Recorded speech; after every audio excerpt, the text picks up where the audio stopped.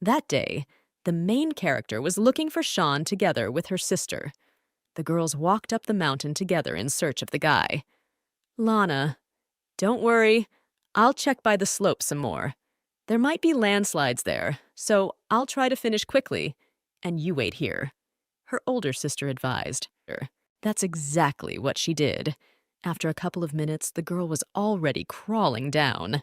But then, she abruptly felt her rope break. Tiana noticed that her sister did it intentionally, so the older sister only wanted to know the reason why Lana cut the rope off. Why? To kill you, of course. It's your fault I'm estranged from my family. I am their biological daughter. But your father and brother are the ones who love you. Why? Even Jacob only loved you. Why is that? The sibling was angry.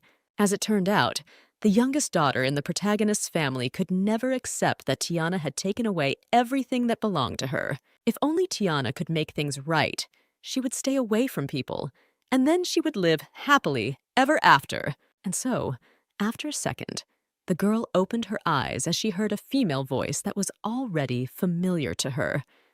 Sister, I've been looking for you. There are so many people gathered there. You don't want to ruin my high school life, do you? It was Lana speaking. It was hard to believe, but when the protagonist of this story put on her glasses, she saw the silhouette of her own sister in front of her. According to Tiana's observations, Lana looked younger. As it turned out, the girl really did not die. She even noticed that her burns were gone. But the reborn couldn't think about it for long. Lana was still demanding something from her. Sister, well, please, I guarantee you this is just a normal assessment and will not affect the other students in any way. In turn, the younger sister continued to speak. That's when the protagonist remembered what was going on here. It was in the second grade of high school. Lana had been pestering her for a long time, and because her father was getting worse, Tiana had to agree to participate in an art assessment. Such events further confirmed that the girl was reborn. You don't want your little sister to be bullied for the remaining 3 years. We already come from a poor family after all.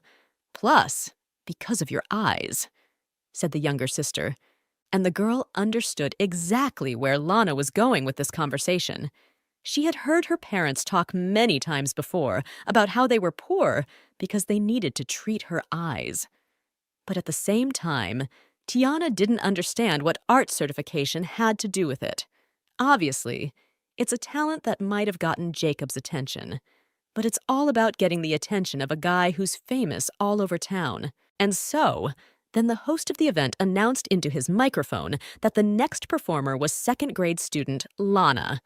The schoolgirl immediately started begging her sister to let Tiana come out instead of her. Immediately afterward, Lana changed the girl into beautiful clothes for the ladies. Sister, I asked a friend beforehand to use dim lights. Once your eyes get sore, just close them. You remember the keys, right? So everything will be fine. Go on, I'll leave it all to you. The student said lastly and pushed her sister straight to the stage. And now Tiana is standing here again, on the beautiful stage of the school. In her past life, Lana got too much publicity on this day and became a celebrity afterward. And also, it set Tiana us a lot of problems in the future.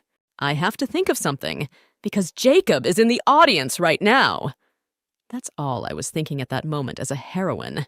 And that guy was actually in the audience right now. He wasn't paying attention to the concert. He was just minding his own business, playing cards with his friends. But that's when the music that was playing from the stage caught his attention. Jacob saw a beautiful pianist in front of him. Tiana felt at that very second that the bully was looking right at her. But to stay focused, she convinced herself that Jacob's gaze didn't matter. He doesn't know her, after all, and the girl is just filling in for her sister Lana. The other spectators were also marveling at the beautiful melody the girl was playing on the piano. After all, they thought that an 8th grader was sitting in front of them, and that melody was not an easy one. Is she from our school? I don't think so. Our school is just a bunch of rich dumbasses.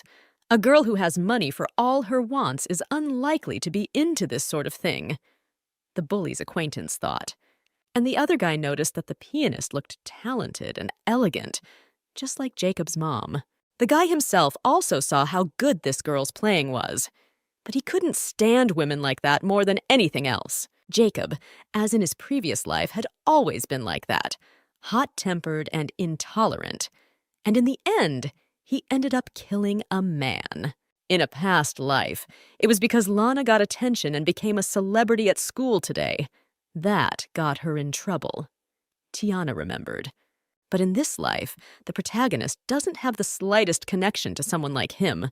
She only wanted to break all communication between them. As soon as the music ended, the guy immediately started voicing out loud what he didn't like. How did she have the nerve to come out and embarrass herself? He said out loud, after which he asked his brothers to continue playing cards. Well, the game is okay, but I thought it was something special at first, however. It's actually just plain boring, interjected the other listeners. When Tiana returned to the backstage area, her sister suggested she change her clothes.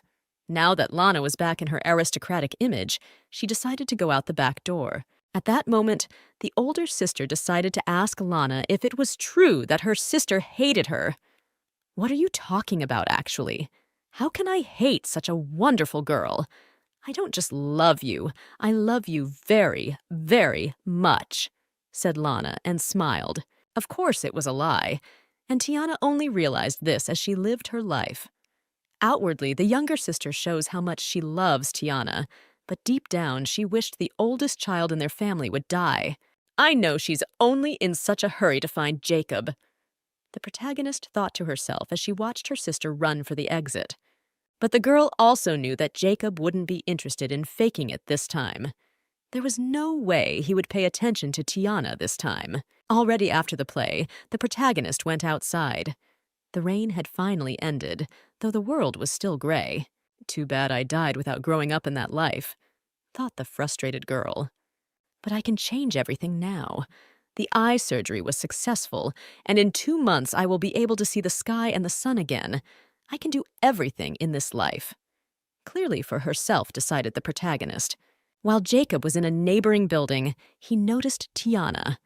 The girl was dressed in a middle school uniform, and she was also wearing a passion for the blind. He was really surprised that she was blind, though he didn't show it. It was then that his brother approached the guy.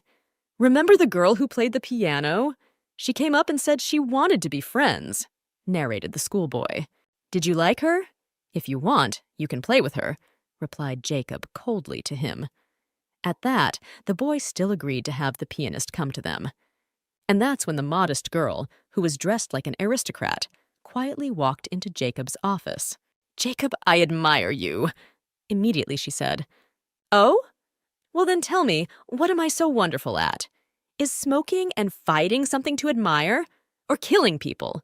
Or maybe a teacher who is in the hospital because of my fault is something to admire?" He asked rudely, though Lana immediately started telling him that she thought it was a misunderstanding. Supposedly, Jacob wasn't like that at all. "You've seen my file, haven't you? Is neurasthenia a misunderstanding to you?" Continued to answer that bully with coldness. It was obvious that they were completely uninterested in talking to the guest Lana. And Lana herself was very uncomfortable with the way they were talking to her. "I've certainly heard he has a bad temper, but no one said he was sick. I've already gone too far," Lana thought, and answered him that it didn't matter. "You think I'd want to waste my time on you? Ugly! You must look like Charlotte from 7th grade school. Get out of here!" ordered the emotionless guy. As soon as Lana left Jacob's room, she really thought about how pretty Charlotte from the 7th neighboring school was. Everyone said she was Jacob's girlfriend, but that's just a rumor, isn't it? But even if she is, in the world, some people are always replaced by others. It's all Tiana's fault if she didn't play that piano, Lana thought. At the same time, thinking back to Charlotte, Lana thought that her older sister was much more worthy of the role of girlfriend to Jacob. But luckily for Lana, the guy hadn't met Tiana yet. At this time, Tiana was walking to her house. On the way home, she was reminiscing about her past life.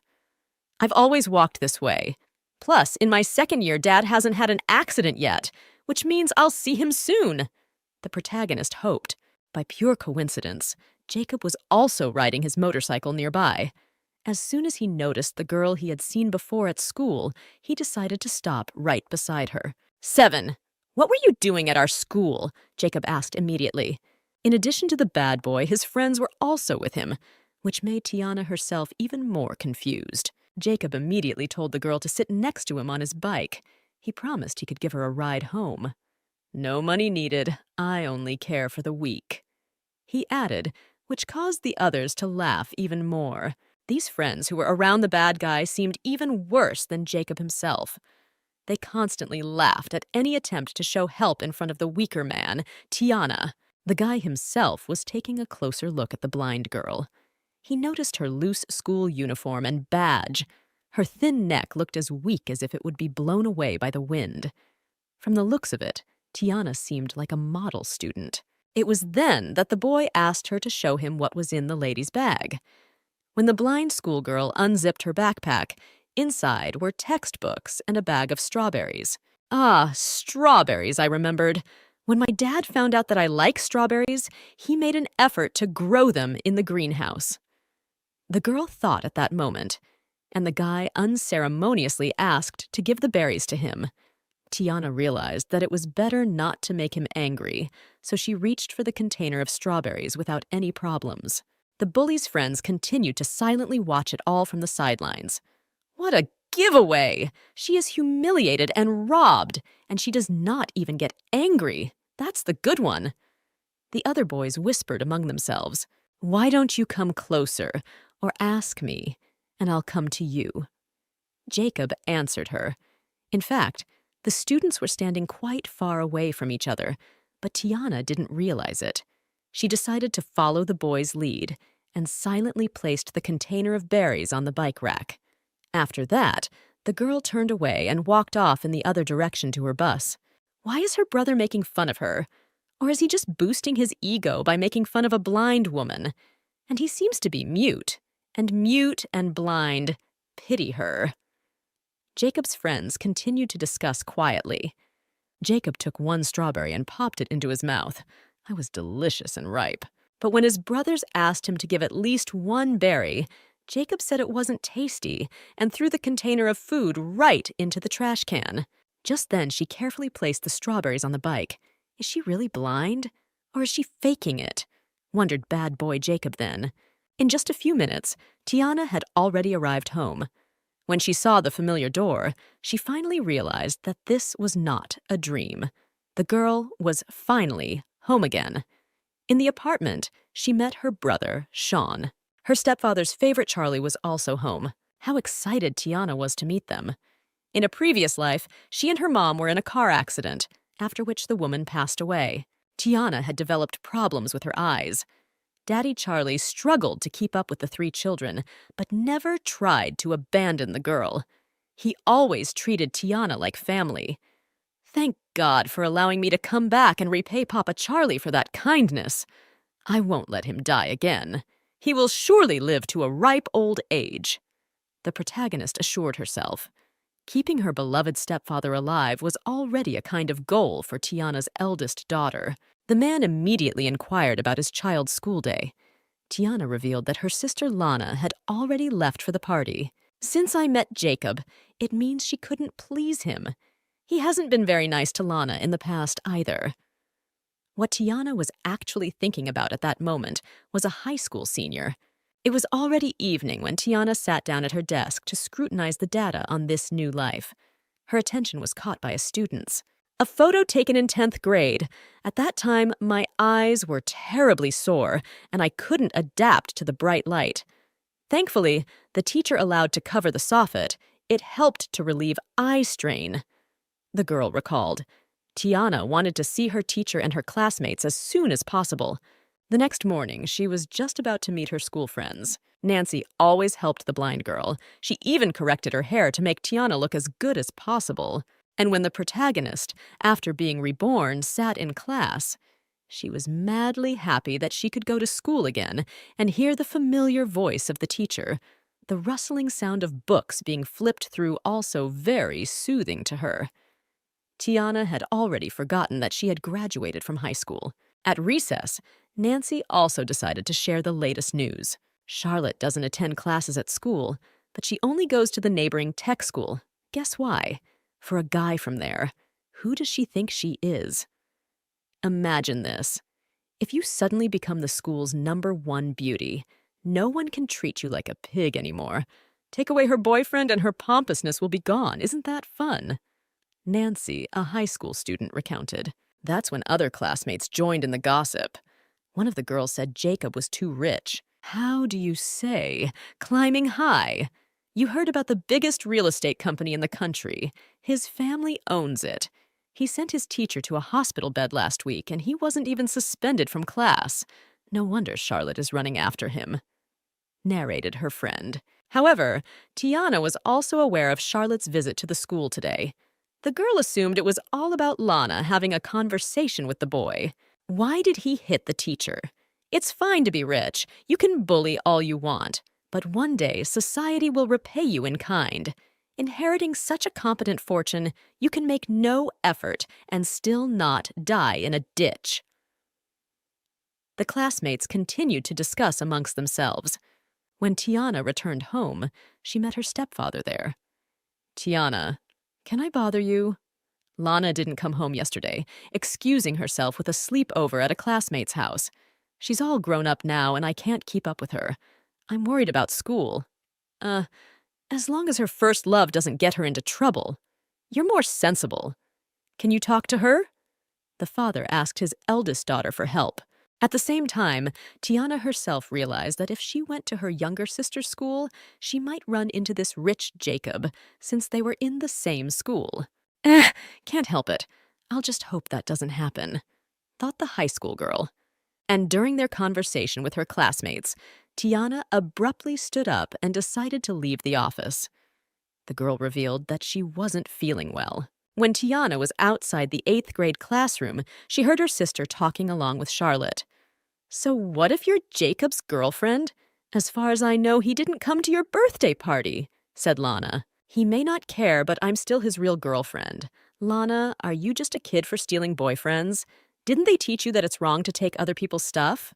Charlotte answered her rudely. Just then, a blind Tiana burst into their office and walked over to her sister, took Lana by the hand, and led her towards the exit of the office. What are you doing?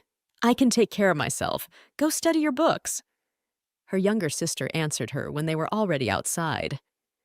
At that moment, Tiana revealed that their dad had confessed this morning that he was worried about Lana, and he couldn't keep up with all the kids. Even if you overpower this girl now, what are the others going to say? Jacob doesn't care about her? All of a sudden you will? The high school girl also added. Do your friends even know that it wasn't you who played the piano yesterday?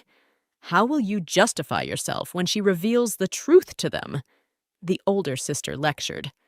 Lana actually slept over at Mary's last night, but rumor has it that Jacob likes Lana. So, all the students around here think that this guy called Lana over to his place, and they frolicked all night.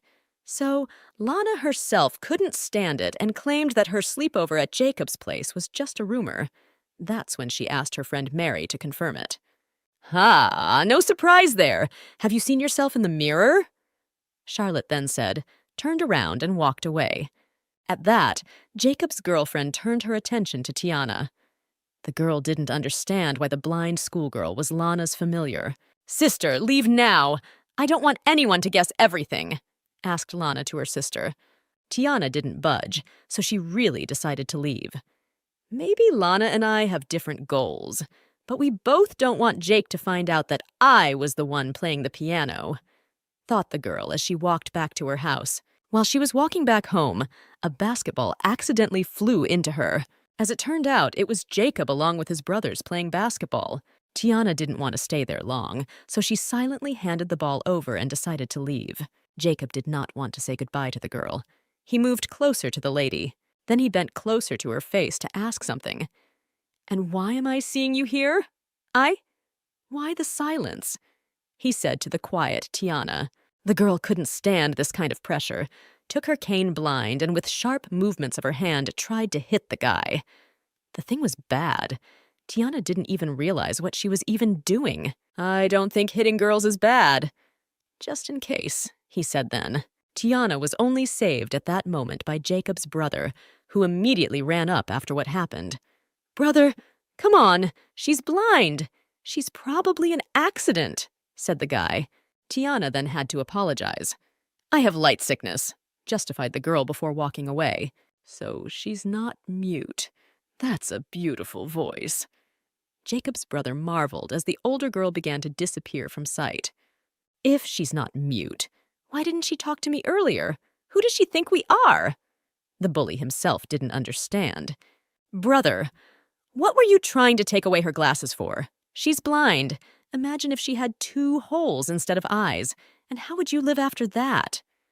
The guy's brother continued to escalate the situation. Sure, it was nonsense, but the girl was disabled, and as bad as Jacob was, he still had a conscience. What a scary story. Her eyes are just sore from the light. A third basketball player entered the conversation. The main character herself was already thinking about how unlucky she was. She had run into Jacob again. It's worth staying away from him. I'll have to be more careful from now on, Tiana thought. As she sat in class, she noticed the news that there was an Olympiad coming up. It was a national math Olympiad for elementary and middle school students, and the prize for first place was a nice sum of money. If you think about it that way, Tiana's family is all in debt due to the expensive treatment of her blind daughter. And on top of all this, Tiana will soon get into an accident and will need even more. As a result, the father will accept a dangerous job closely related to radiation. Therefore, the girl thought it would be a great idea to earn some money. Therefore, Tiana asked Nancy to submit a form to participate. Do you want to sign up? Tiana, are you familiar with their program? Nancy's classmate inquired. There was a case once when I was a kid, so I want to try my hand at it, the main character confessed. Still, it's a decent amount of money. To prevent her father from working with radiation, the reborn Tiana should avoid the accident to begin with. She decided to find a way to earn more money. But her father would be against it, so that his daughter would not neglect her studies for the sake of earning money. And Tiana herself knew it very well. Then she asked her classmate Nancy if there was anything else to do besides the Olympics. Nancy told her that there was an English Olympiad, but it was on summer vacation. It was really too late for Tiana. But I heard that for the open house, there will be a lot of school activities at the neighboring school, however. Because of Tiana's eyesight, I think she is not capable of dancing or playing the piano. Thought at that moment, the protagonist's classmate. Therefore, Nancy never got to tell her about it. When the lessons were over and the girls went outside, they noticed that there was a heavy downpour. No one brought an umbrella either. Well, I'll ask my dad to pick us up after work then, said Tiana's friend. Tiana, do you know the neighborhood nearby? I haven't been there either, but I heard they spend thousands in a day there. Nancy also then started the conversation. By the way, did you hear? Jacob didn't go to Charlotte's birthday party. And then she told me that Jacob called them all to hang out in that neighborhood. Told Nancy the latest news. I think it's obvious. Charlotte is just showing off to everyone. But still, Jacob really is rich. Except we don't stand a chance against Charlotte's beauty. Nancy's classmate finished speaking with a sad sigh. Just then, to the girls' surprise, a car pulled up to the school. As soon as the front window opened, Jacob's face appeared in the car. Is the security guard all right? Why did he let them on the school grounds? Nancy didn't understand. At that time, Charlotte, along with her girlfriends, came out of the neighboring school building. As it turned out, Charlotte's school girlfriends were on their way to Jacob's brother Xander's car. Jacob's girlfriend got into the car right next to her boyfriend, though you could tell by the look on his face that he wasn't too happy about it. Hey, you there. Get in. I'll give you a ride to the bus stop. Get in. Don't make me tell you a third time, said Jacob. But Tiana, along with Nancy, didn't want to ride in the same car with such a bully, so they defiantly refused. "You're that student with bad eyesight. Come on, get in, come on." That's when Charlotte also started coaxing. Tiana had no other choice left, so she stopped resisting. "Apparently, until I get in the car, he won't move." The girl thought at that moment. During the car ride with Jacob, Tiana had been thinking about how it had all happened. She had tried to avoid him in this life, but somehow he had stuck around. Now they were staying in an expensive neighborhood far from Tiana's house. The schoolgirl thought about the fact that she wouldn't be able to leave in a cab because she simply wouldn't have enough. This once again indicated that she had to follow Jacob to some establishment. As soon as Jacob stepped inside, he was greeted by the employees there. "Don't you dare look down on us. Just relax." Jacob thought at that moment when he saw Tiana behind him. "It's immediately obvious how much he doesn't care about my opinion. So much so that he won't rest until he gets what he wants." Tiana also thought at that moment, and she really had to go there. Charlotte, along with her friend, stood silently on the sidelines. Then the girl told her classmate the unpleasant news. "Charlotte, never mind. I just talked to Xander, and I found out that that blind girl just punched Jacob. Not only is she blind, but she's ugly. He's not going to like her." The girl comforted her friend. The guys went to a private room in the bar. While the guys were chatting among themselves, Jacob noticed how Tiana, though she was sitting with the other girls, wasn't talking to anyone at all. She looked like a typical honors student. To lighten things up, Jacob suggested that they all play together. "Naturally, everything is for a reason. The loser will be punished. Let's play 7, the boy suggested. As soon as he said the name of the game, without even explaining the rules, Jacob called out the first number. The point of the game was that you couldn't name numbers divisible by 7, or you'd lose. Right after Jacob, the girl who was sitting next to him also named a number. It happened to be Tiana's turn. Tiana didn't even know she was participating. "Modest lady, you are due for punishment," the guy then informed. Tiana reiterated again that she didn't know she was participating. After that, the girl clapped her hands a couple times. This made Jacob's friends burst into laughter. "Ha ha! Who's late first and claps later?" Xander asked, and everyone around them continued to laugh. "No, that's why go get the punishment paper. Hurry, or you'll miss all the fun," ordered Jacob. With that, Tiana pulled out the paper. Then another girl ran up to her to help her read the assignment. One had to make eye contact with the opposite sex for 10 seconds. Whoa, but she's blind. What a terrible assignment. Whoever gets it is going to hate it. The other bar patrons chattered amongst themselves. Tiana didn't know where to go to sit, but then Jacob pointed to the seat next to him. "Sit here, since they're getting cold feet." "I'm the only one here," said the boy. "I don't think I'll make it home tonight if I don't indulge his wishes," sounded in the girl's head at that moment, and she did head towards Jacob.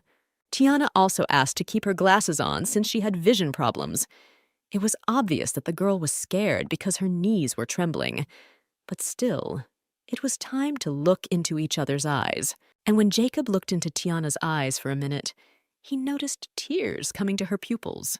Immediately after the contest, the boy got up and told Tiana that he was taking her home.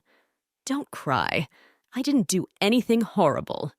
He also added, Jacob really felt sorry for poor Tiana, especially because she was blind. In fact, Tiana's tears are natural in this situation, since her eyes hurt.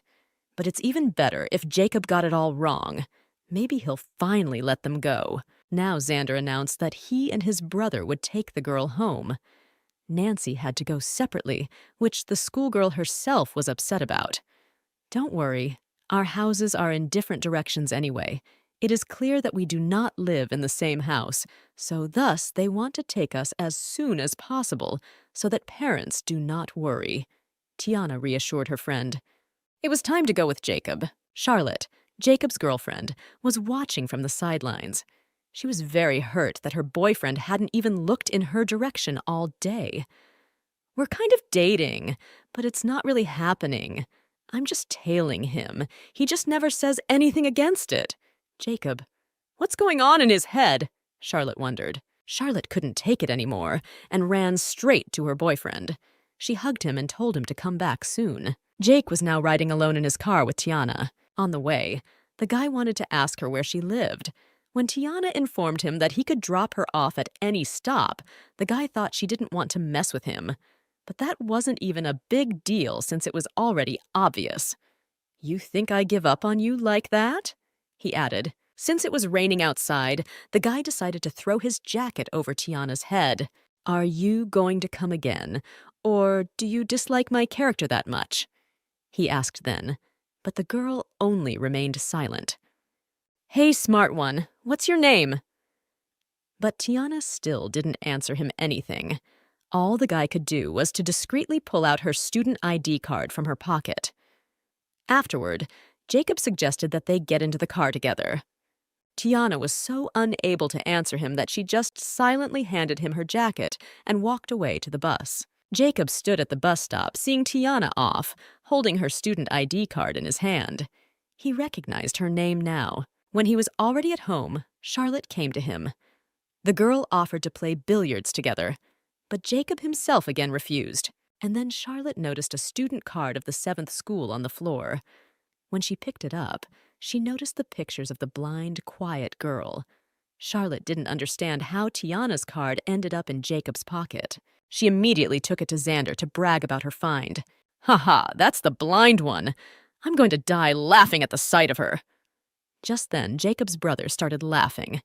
The other guys joined in the fun as soon as they saw the schoolgirl's student ID. "Hey, check it out! It's better to have no eyes at all than to have eyes like that. What a freak! They look so unrealistic, like they were glued on." The boys continued to laugh. Jacob couldn't stand to listen to such mockery and slapped his friend. Jacob would have beaten the boy further if his brother hadn't dragged the bully away in time. Now the landlord ordered his friend to get out of here. Charlotte then handed her boyfriend his jacket to put his student ID back in his pocket. The second Jacob decided to tell Charlotte that it was over between them, he dumped his girlfriend. "Charlotte, you were well aware of the relationship we were in. Did you have any interest in me other than my family?" Jacob asked. It was obvious that the girl had nothing to say. All she could say was that she didn't want Jacob to regret his decision. It was obvious that he didn't care about Charlotte. The now angry girl left the room. Jacob's friends were shocked at this behavior. No matter how bad a person he was, still always his actions were unpredictable. Why did Jacob get so upset? Everything was fine, wasn't it? His brother Xander didn't understand. The next day, the protagonist sat in the hospital with her eyes rewound. "And it's all because I'm a terrible father, and I didn't get here in time to pick you up. I wouldn't have been late, and you wouldn't have gotten an infection by getting caught in the rain," said the stepfather to his child. Though Tiana herself tried to convey to the man that it wasn't his fault at all, it was just that she herself should have been more careful. Besides, the doctor assured me that after a couple days of medication, everything will be fine. Don't worry so much. "Come on, let's go home already," suggested the girl. When they arrived at their home, they noticed Lana on the bed, who was on the phone listening to gossip. Just then, the girl was talking about Charlotte breaking up with Jacob. "Listen carefully, no relationship. Don't even think about it, okay? You're still studying, and studying should come first for you. Without a good university, your life will be hard. As soon as word gets to me about something like this, consider you don't have a father," the man stated sternly. Just as Lana started apologizing to her dad and telling him that she would never do such a thing, her stepfather also added that the same goes for her older sister. "I won't fall in love too soon," Tiana promised. On Monday, Nancy noticed that her friend didn't have her student ID. Tiana confessed that she had lost it. "What's there to do? Fanny's teacher is going to be furious. She'll deduct points from the class for not having it. On top of that, as punishment, she'll make you run." Nancy was frightened. But Tiana thought it was better to be punished than to humiliate herself in front of Jacob to get her student ID back. As soon as Mrs. Fanny approached the schoolgirl, she immediately noticed the absence of the student's ID. The woman informed her that she would deduct a small amount of points from Tiana's class. It was worth getting used to, the perennial problems with Elizabeth and Luna. So now Tiana is also being dragged to the same degree? Maybe she just forgot. So she'll have to run after class? Will her eyes be okay after 1.5 kilometers of running? The other classmates of the protagonist whispered among themselves and worried that she should run 1.5 kilometers after school. And also, for your oversight, I will deduct 3 points from you, head teacher. Be sure to supervise, declared the strict teacher. That same day, the girl went to run a marathon. That was also when she met a motorcyclist who was passing by. It was actually Jacob, who was at a meeting with his friends. There's a lot of running in the 7th school. I've heard it's such a punishment for trespassing. I wonder what she did wrong, one of the boys asked. Jacob was also curious about what had happened, so he ordered his friends to go and find out what was going on. Bro, I heard from a girl over there. They got some sick people working here. If they don't show their student ID card, they get fined and punished by running a certain distance. If you ask me, we're a fire school. Why do we need such stupid rules? Shared one of the boys. At this time, Tiana herself was already sitting on a rock as she rested from running. She had barely recovered enough to catch her breath. It turned out that the lack of any physical activity was very much affecting her body. In the days when Tiana went dancing, she had no trouble running 2 kilometers without panting. A man's voice distracted her from her personal thoughts. It was Jacob addressing Tiana by name. As soon as he got closer, he put her student ID card around her neck. Now he knew about the punishment from their school, after all. However, the distance between these guys at that moment was very small. The atmosphere was slick. Come to think of it, if Tiana had been interviewed about what a girl's opinion of Jacob was after being reborn, that question would have made her think twice. Of course, someone would want to hear the answer too, and Tiana would probably tell her that Jacob is very scary, even a little intimidating. Taking strawberries is not a sign of friendliness. He calls everyone stupid, but he's obviously not stupid himself. Yeah, in an interview like this, the outcome would have been the same. Back to reality, Tiana continued to sit while Jacob stood right above her. For some reason, it seemed to the girl at that moment that the guy was very angry today. Even though she didn't know the reason for it, she still thought it was better not to provoke him. That was why Tiana decided to apologize. Just apologize for no reason. Jacob even thought about the fact that the schoolgirl hated him. Brother, this Tiana is the first in terms of grades in the 7th school. And like, her class too. Everyone in it is a candidate for free university tuition.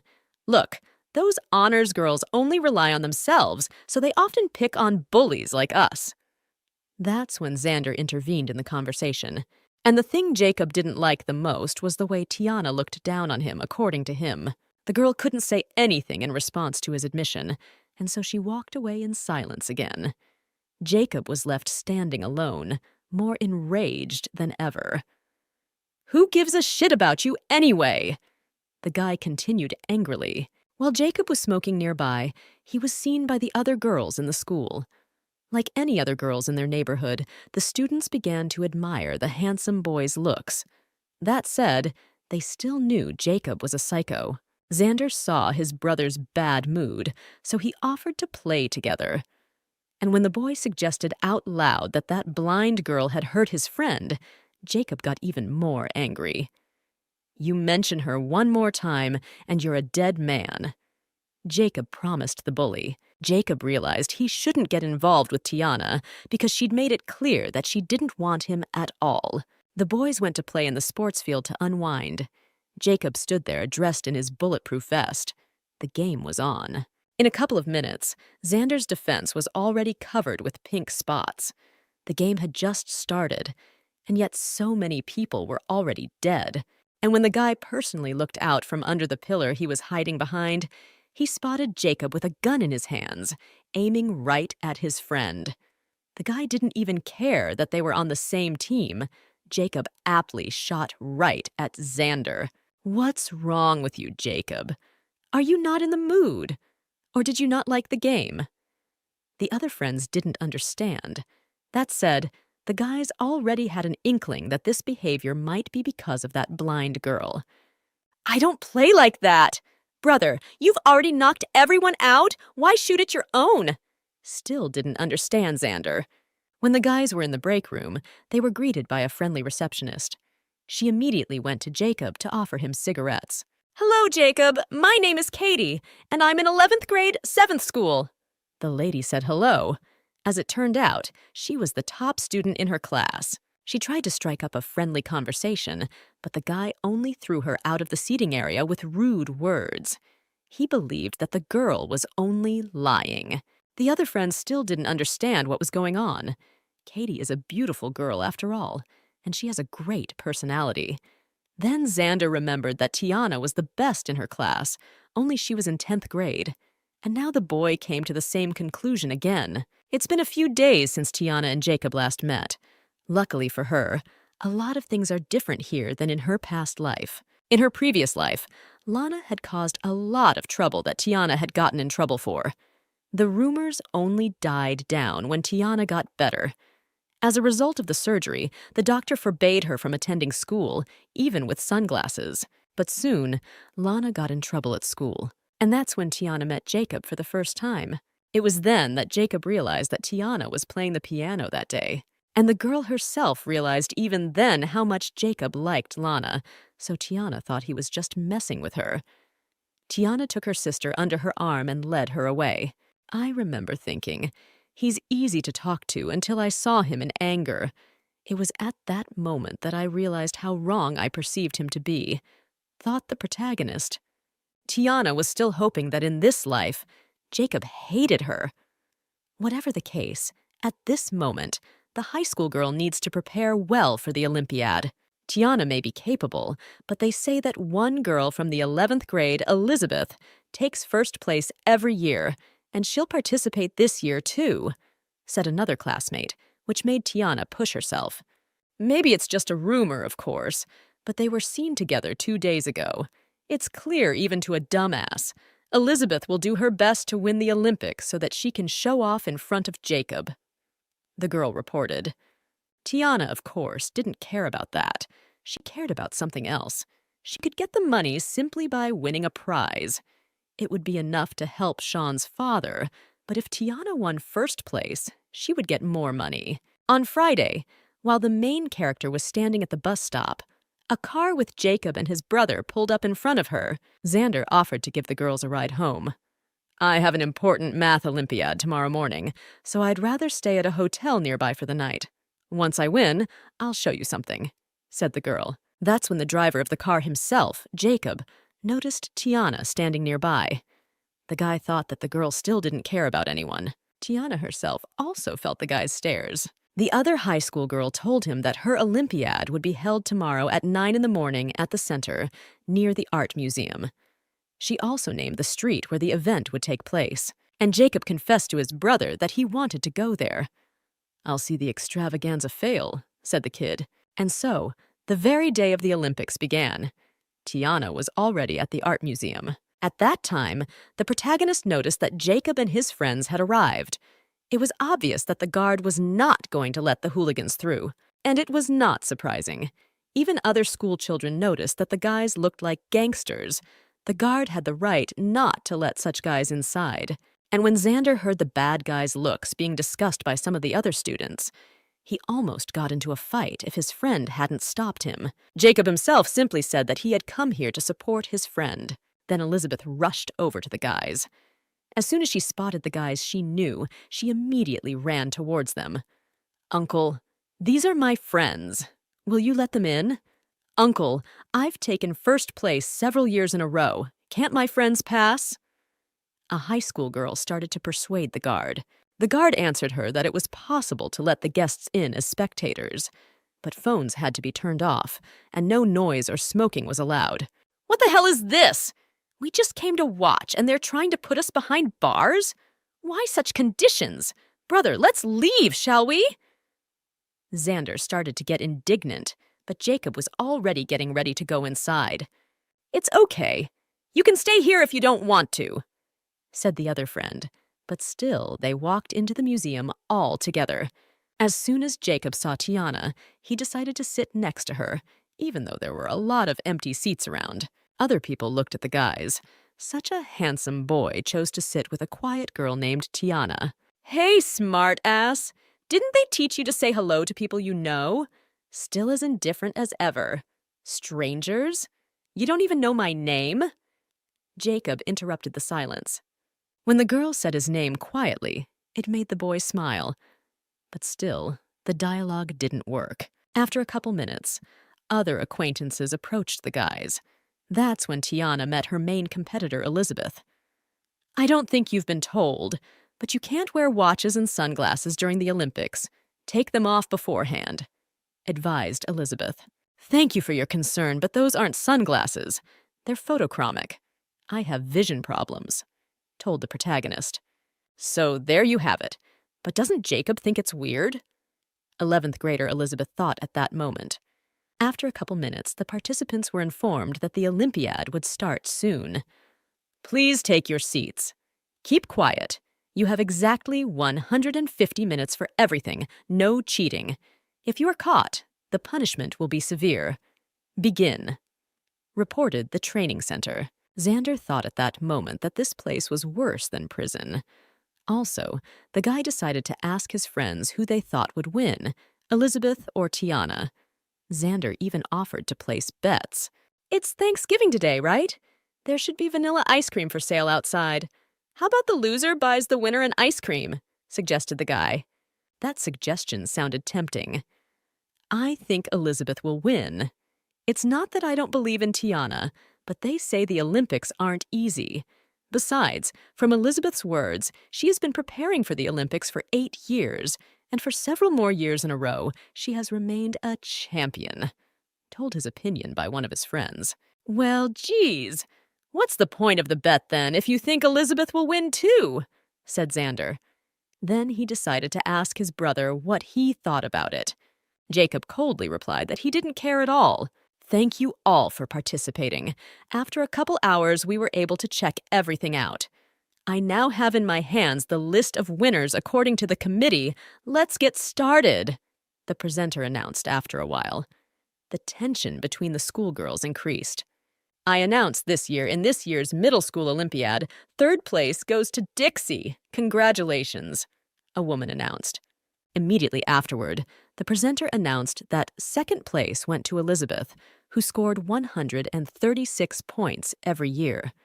How is that possible? Every year I have won, so why am I in 2nd place this time? If I'm in 2nd place, who took 1st place? Elizabeth didn't understand and was upset. Then the head judge announced that Tiana had won 1st place with 142 points. At that moment, Jacob smiled proudly. It was obvious that he was actually happy for the girl. Immediately after the results were announced, the guy left the room. As soon as it was over, Elizabeth decided to walk up to the winner to congratulate her for doing so well. Of course, Elizabeth was actually quite upset. And why couldn't I win? I've seen tons of people like Tiana, poor simpletons with decent grades. But why is it that just when I colored in front of Jacob and assured that 1st place was mine, I came in 2nd? I'll remember you, Tiana, sounded in Elizabeth's mind at that moment.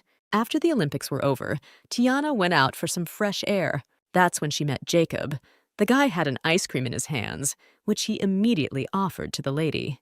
I saw everything at the Olympics. Take it, said the bad guy and held out the cone to Tiana. Just try to refuse, also stated the guy once the girl wondered if she should take the ice cream from his hands. In fact, ever since the main character's mom died, Tiana couldn't think of buying something she loved, something so beautiful. That said, the girl still didn't understand why Jacob had given her a gift. Does he really like me like he did in my last life? Tiana's schoolgirl thoughts flashed through her mind. That's when she decided to directly ask why the guy bought the ice cream.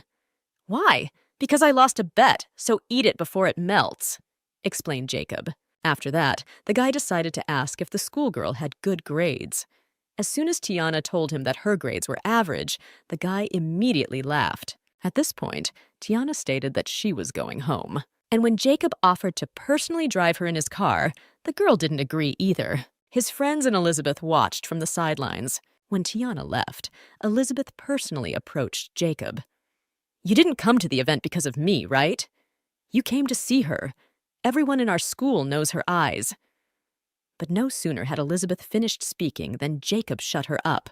Jacob's friends themselves were off to the side thinking about whether or not their friend might actually like Tiana. When the bus doors were ready to close, Jacob stepped on the doorstep. He went on that particular bus because Tiana was on it. The driver immediately ordered him to pay the fare. He had to buy a ticket. When Jacob gave the driver a large sum of his own money, Tiana felt ashamed. The machine doesn't give change, and if Tiana had paid for it, he wouldn't have wasted it. After the guy paid the fare, he went back to Tiana and stood next to her. During sharp turns, the guy even held Tiana's hand. The girl immediately demanded to let her go. "If I let go, can you resist? You better be quiet." Jacob answered her and continued to hold the lady's hand. After Tiana got off at her desired stop, the boy walked along with her. Jacob also noticed that the girl wasn't eating ice cream, so he couldn't stand it and took it away and threw it in the trash. And why is he so oppressive? If he wants it, he gives it to me. If he wants it, he throws it away. I don't care. I'm not going to keep in touch with him anyway. The protagonist thought at that moment. At the same time, because Tiana felt guilty in front of the guy, she asked Jacob to pull out his hand. After that, the girl handed him a candy bar.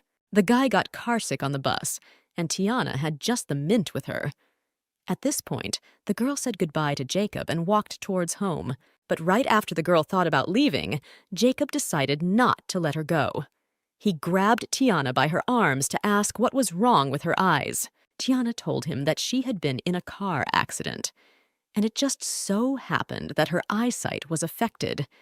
Because of the glare in her eyes, Tiana is temporarily unable to see. So, Jacob asked her to close her eyes and let him see. Tiana immediately started to refuse. The girl thought her eyes looked ugly. "Tiana, do you expect me to believe that?" Jacob said then. Still, the guy decided not to talk her into it, so after a couple minutes, Tiana went home already. Right after she left, the guy ate her mint.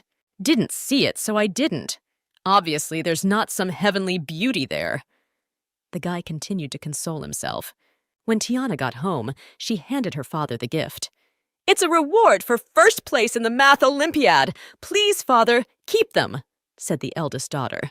"Tiana won. We are so proud of you. You better buy yourself some clothes with this money," advised the stepfather, but the girl told him that she had enough pocket money, so she insisted that the man take her winnings. Still, Sean told the child to keep it. After all, a man is capable of providing for his children on his own. But Tiana was stubborn. She put the card on the table for her daddy to pick up and decided to retire to her room. "Oh, that child. Okay, then I'll put this money away at interest, and when I need it, I'll take it."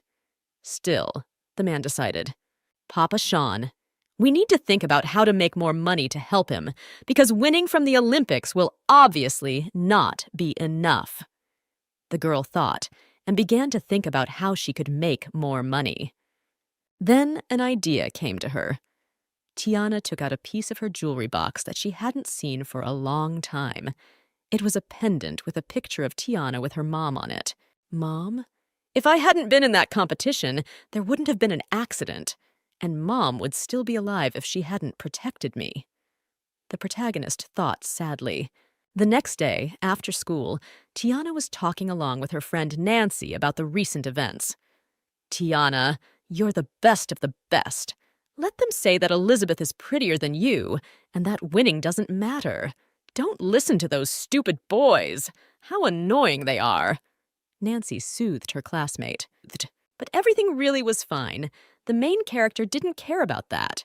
Her main goal now was to help her dad, because now Tiana only cared about making money. Reborn, after all, knew that after years, housing prices would skyrocket. But her father had already sold the house. The house they live in is rented to families in distress. When the girls were walking near the school, they happened to notice Charlotte. Since Nancy liked to discuss other people, she suggested that her friend go over to the guy's house to see what was going on. As it turned out, it was Jacob who was talking along with his ex. "Jacob, I'm begging you. I will listen to you. I will never do anything rash again, okay?" Charlotte asked him. But the guy only senselessly asked her to walk away. Already a whole crowd had gathered to watch these guys' relationship. Tiana clearly didn't like all of this, so she begged her friend to get out of here. "Tiana, wait a bit. You just look at this. Jacob is even looking down on Charlotte. I don't get it. Who could he possibly like, Elizabeth or something?" Curious, Nancy answered her. Meanwhile, the young boys continued to quarrel. "Jacob, do you really like Elizabeth? She's a great student, and she's like the moon to me. Jacob, doesn't everything that's happened between us mean anything to you?" Charlotte continued to scream, and at that moment, to prove to the girl that she wasn't looking her best, Jacob pulled out a picture pendant. "Charlotte, your brother is tired of you, so don't show your face to him again. That's who he likes, and you fall short. Isn't she pretty? Many times better than you," affirmed Xander. How big was Tiana's surprise at that moment? It was her gold medallion. But the girl had no idea how the pendant had gotten into Xander's hands if the jewelry was in a box. It was only after Charlotte had gone that Nancy proposed to go. The girl thought there would be something interesting, but she found the situation boring. Jacob himself decided to ask his brother where he got the thing in the first place. As it turned out, the girl who played the piano, or rather Lana, had given the trinket to Xander. The guy didn't even realize there would be a picture inside. "Bro, are you really not even going to look at it? The girl in the photo is so beautiful, like an angel, very cute," said Xander, and held out this pendant to his friend to show the picture. As soon as Jacob looked at the photo, he noticed the uncanny resemblance to Tiana. The guy didn't realize that she was actually the one in the photo. Now Tiana apologized to her friend and said that she urgently needed to go home. When the protagonist came to her house, she immediately checked in her room the box where the pendant was supposed to be. The box was opened and everything scattered, and the locket and dress were stolen. It was the last dress made for Tiana by her mother, so the girl wanted to be sure to return it. Immediately afterward, she headed to her little sister's room. As soon as Lana opened the door to her sister, Tiana immediately asked her to return the dress and locket. "What are you talking about, sister? What dress? What locket? I don't understand!" Lana started to show herself to be a fool. And after all, this was Tiana's younger sister, whom in turn the girl herself had been very fond of in her past life. If I hadn't tried to save her, she wouldn't have been disfigured. Now I blame myself for caring for her all my life and never once doubting her. No more concessions. Clearly decided for herself by the reborn. "You like Jacob, and that's why you took my locket to him, so you could rise in his eyes," Tiana said then. And the girl's assumption did sound like the truth. "What kind of nonsense are you talking about? You may be my sister, but what kind of baseless accusations are these? If you keep this up, I won't vouch for myself." By now, Lana had already shifted to yelling. "This dress was a gift from my mother before she died, and the locket held our last photo together. I can forgive you for everything but that." Her older sister explained to her. At that moment, Lana was very surprised by this behavior of Tiana. The girl acted as if she had been replaced. Now it was time to come clean. There was no getting away from the truth anyway. "Yes, I took it, so what? I went to a birthday party and decided to borrow it, can I? Do you think that if I had such a beautiful dress, I would need something from you?" The younger sister admitted. "Aren't your eyes the reason our family is so poor? Dad makes good money, but all the money goes to pay off your debts," Lana also added. Her words read true resentment towards her sister. "Lana, I remember everything I owe my father, except that I don't owe you anything. You already got almost everything I had. I knew how to play the piano, you wanted to too. But the family could only afford to educate one child, so I gave in to you. I switched to dancing just as you did. And again, I gave up lessons in favor of you. That didn't stop me from practicing on my own, whereas you, unable to bear the pain in your muscles, gave up after a month. Tiana told me, Sister, if you don't return my stuff, I'll ask Jacob for it myself. Also, added the protagonist, do whatever you want, but if you complain to Daddy, I'll tell him you'll endanger his own daughter, replied Lana to her, and after that slammed her door. The following evening, after school, Tiana went to Lana's school with the intention of asking for her dress back. She thought that she would not make a fuss and would return the dress quietly and peacefully.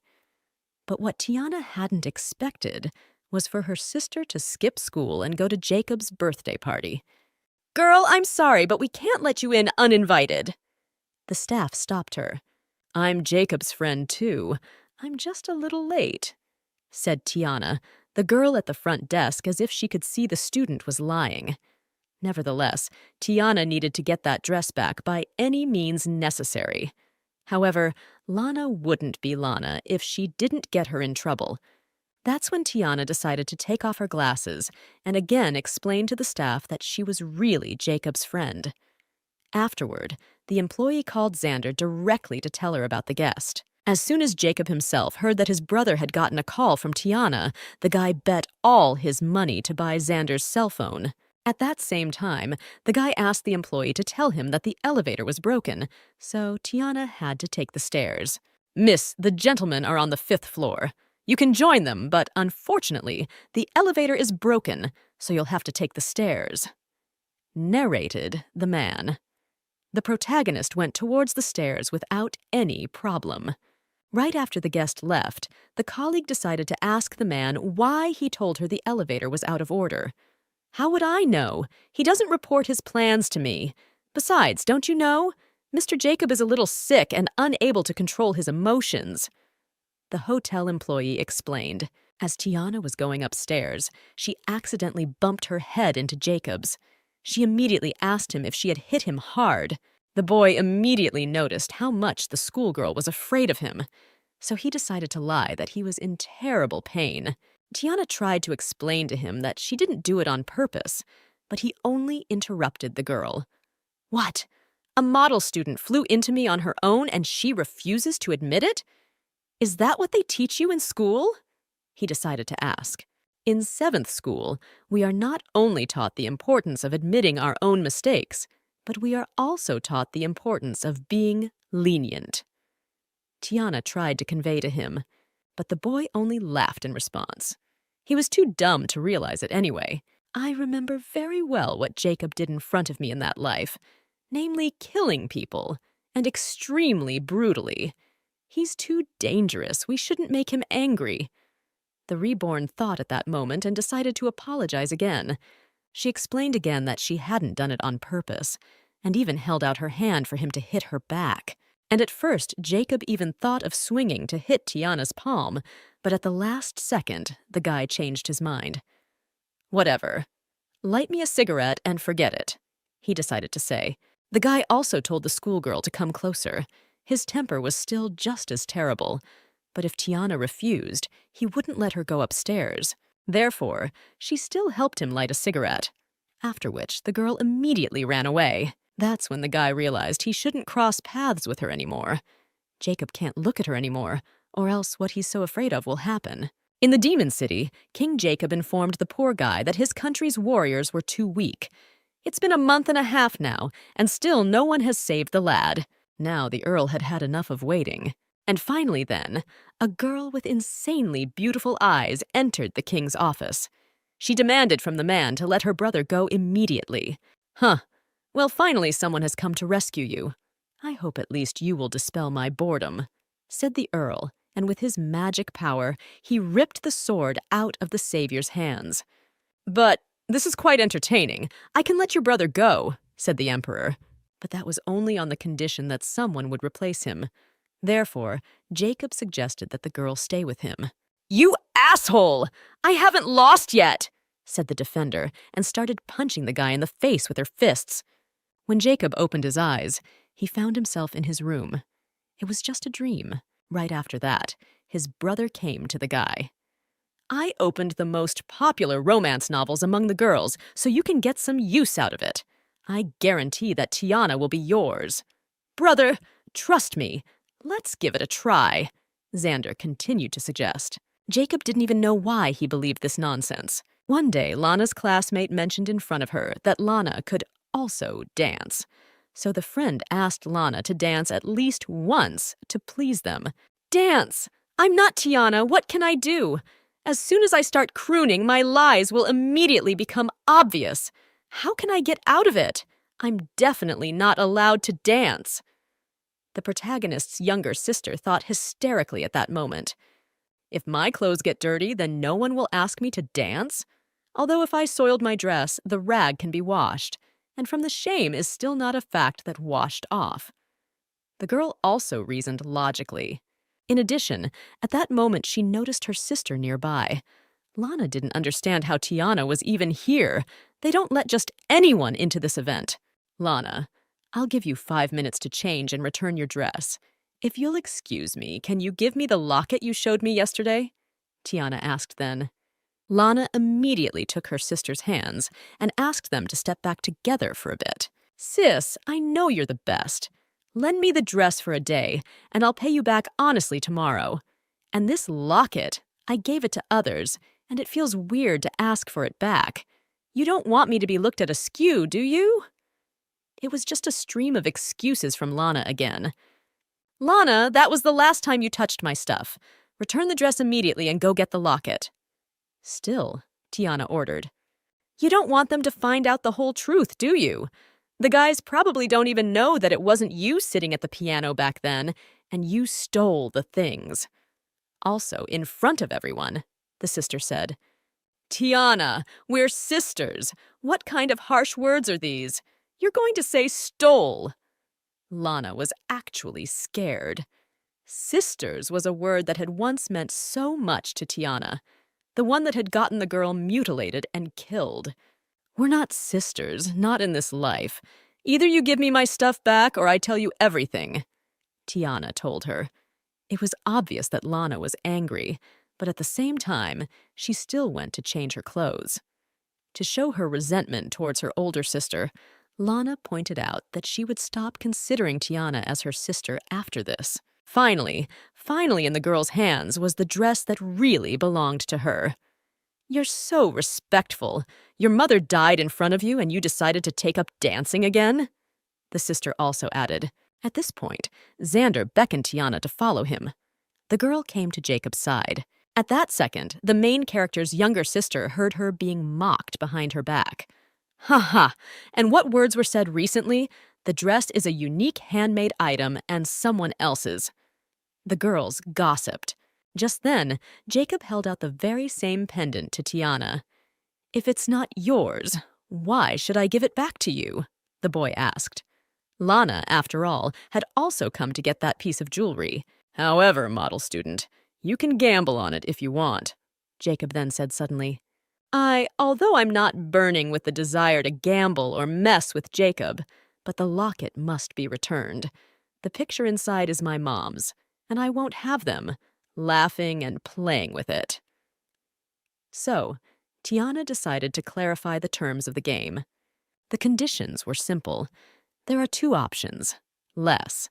Numbers from 1 to 3 and more. 4, 5, 6. If she guessed the numbers, Jacob would return the locket. If she loses, she buys him breakfast for a week. Bro, that doesn't seem fair. It's dice, and Tiana can't beat you at it, Xander whispered. The protagonist herself realized that she couldn't argue, or she would never get the medallion back. Only 6 digits, 1-to-1 odds. All you have to do is guess. Probability is equal. In the end, it all comes down to luck. So, Tiana decided to bet on less, and that's when their game began. Jacob seriously wondered about this medallion really being that important to her. Even though Tiana hates it, she's still willing to make a bet, and the guy could see that perfectly well. Now, after shaking the dice as soon as Jacob opened the lid, the first number was 1. That meant that Tiana had won this time. Great! Everything went smoothly and we can go home with a clear conscience, rejoiced the girl and quickly left his room. Damn, no way! To have a brother and blow it? How did one fall out, brother? How so? How could you lose? Xander marveled. Jacob himself didn't see anything strange about it. He lost, so he lost. No big deal. Now everyone was free to leave. At noon on Wednesday, the protagonist walked home from school thinking only that today was the day she would have her eyes checked. Papa Shop couldn't accompany her to the hospital. In fact, Tiana was going to go alone, but Sean asked Ian to go with her. But Tiana hadn't really found the key to her stepbrother's heart. And so when they met, the girl told him that she could go by herself. But John couldn't leave her because the guy was asked by his father. If he didn't go, the errand would be unfulfilled. And as the boys were walking together towards the hospital, Jacob, who was playing basketball, happened to notice them. They were passing together near the basketball court on a bus. Hey, that's Tiana! With a boyfriend? She has a boyfriend, really? A dutiful student has a boyfriend? Is that how it works? She's also got eye problems, no? Xander wondered. At that moment, Jacob ran toward the bus. He threw a rock through the back window of the bus, which Tiana noticed. It was obvious how angry the guy was. After my rebirth, I noticed for the first time that some small things began to change, but fate as a whole is still slowly moving off the beaten path. My eyes have recovered, though in my previous life, it took another half a month to recover. Sounded in the mind of the protagonist of this story. That's right. In my previous life, Lana often threw out a variety of pranks, leading to my eyes getting an infection sooner or later. In this life, I didn't pay attention to her. I wore my glasses properly. That's why I recovered faster. My world was colored again. Tiana continued to rejoice, but her happiness didn't last long. But all the misfortunes in my life started happening just when my sight was restored.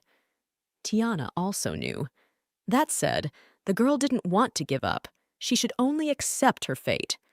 "Brother, have a hot drink," suggested Xander to Jacob, who was already very angry. It was then that the boy realized that everything Jacob had once said was true. His friends had begged him to keep on just hanging out, if that was all right with him. There was a chance that Jacob would just kill them all. Jacob really can't control his emotions. It's even hard to imagine what could have happened if the bus had stopped. "Bro, your emotions are running wild. Why don't you let me drive?" Decided to suggest to his friend that day. But still, Jacob himself wanted to drive. Just as he was getting on the bike, he happened to see Charlotte, who was walking with another young man. She immediately approached her ex-boyfriend to explain herself. "Jacob, listen, it's not at all what you think. We have an exam coming up. I was just returning the books I lent him earlier." She justified herself. "Aren't relationships forbidden in your school? Then what is it? And what did you get caught up in it? Grades?" Jacob didn't understand. The guy wouldn't even listen to Charlotte's explanation and just left. He was often confessed his love, but he always knew that most of those words were lies. Maybe she just decided not to deny companionship, or maybe she's not as shy as we thought, spoke his thoughts to Xander. During midterm exams, the 5th group, after class, was asked to clean up the classroom and assign exam numbers to desks. "Geez, Tiana, there are 30 desks. There's only 7 of us. At the very least, each of us will have to drag more than 4, from the 2nd floor to the 5th floor, and then we'd have to clean up the classroom. Just thinking about it makes me crazy." Nancy was indignant. But the dialogue between the two girls was interrupted by other classmates. They noticed in the window how Charlotte was talking to another student of the school named Will. The guy was handing over the notes that Jacob's ex-girlfriend had asked for. "All right, let's get the desks moved soon. Sooner we start, sooner we finish." The protagonist didn't begin to focus her attention on that. After the girl had already carried her last desk, she noticed Jacob at her school. The guy immediately decided to help her, although the girl herself refused. "Why would Jacob carry my desk for me? How am I going to explain this if someone sees us? We need to catch up and bring her back," Tiana decided. And when they were already on the right 5th floor, Jacob asked for the office number. At this point, the girl already wanted to bring the desk in herself, but the guy wouldn't let her and pushed the desk away from Tiana. While the man works, the woman watches silently. Since you don't want to talk, I'll just bypass all the classrooms with ports. It's easier that way, said the boy. Tiana herself thought that she would get in trouble if someone noticed them together, so she considered staying away from the guy. But when she went to the next office, Jacob grabbed her arm, preventing her from going. What are you planning? Don't want anyone to see us together? I'm not going to class anyway.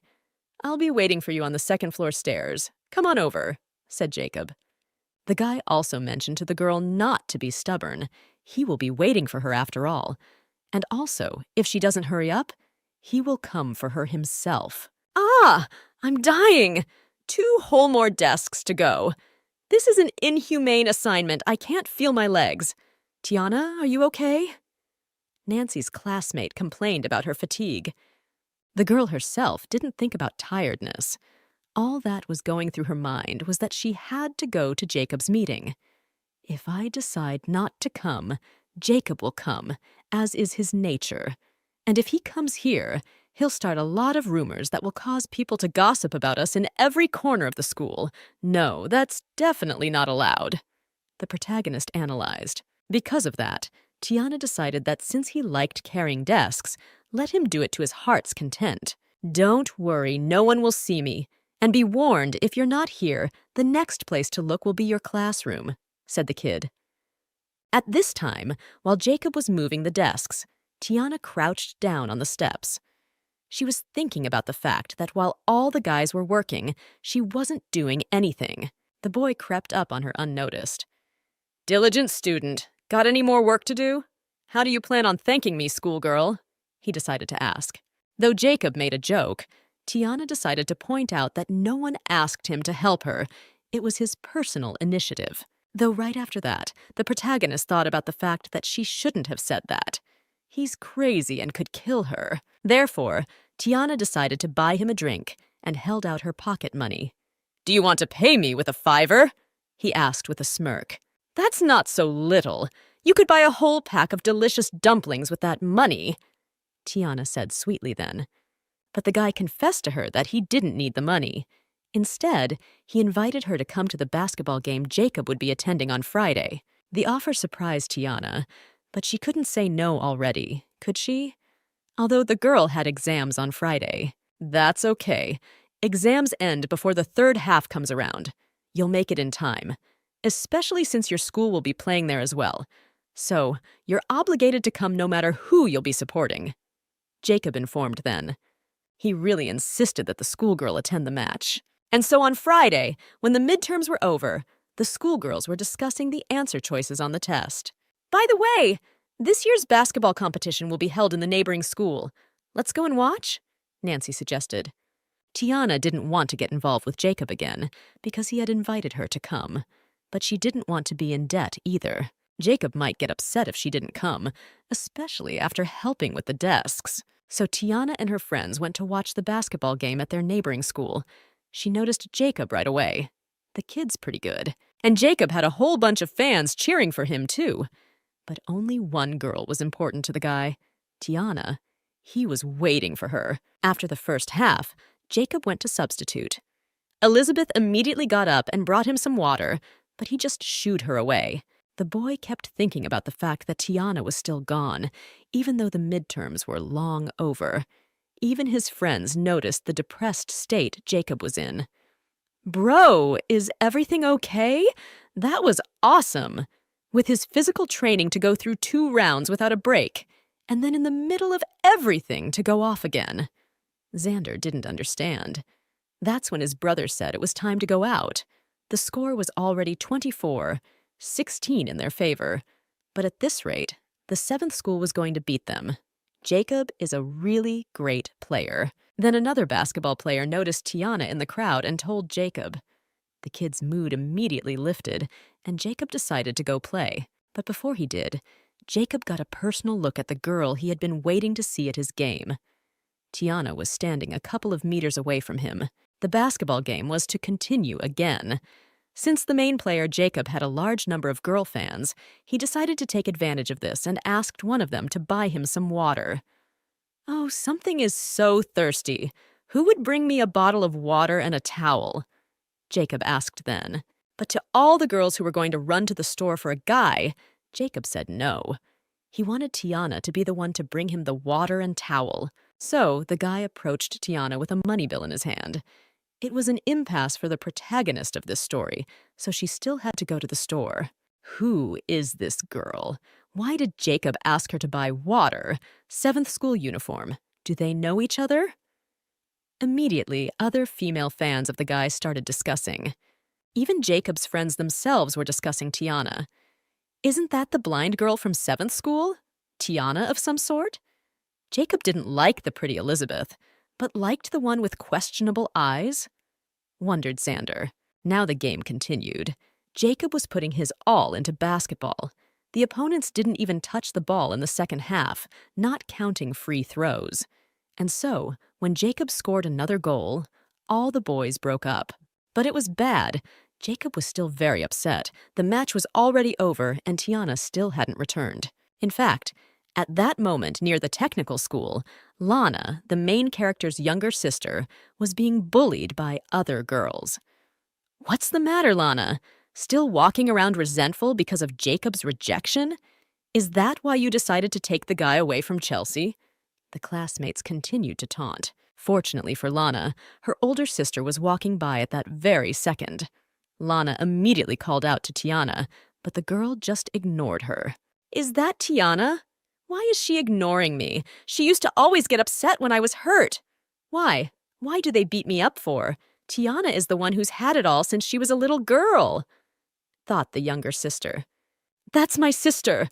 Now she's going to call someone and you won't be so lucky."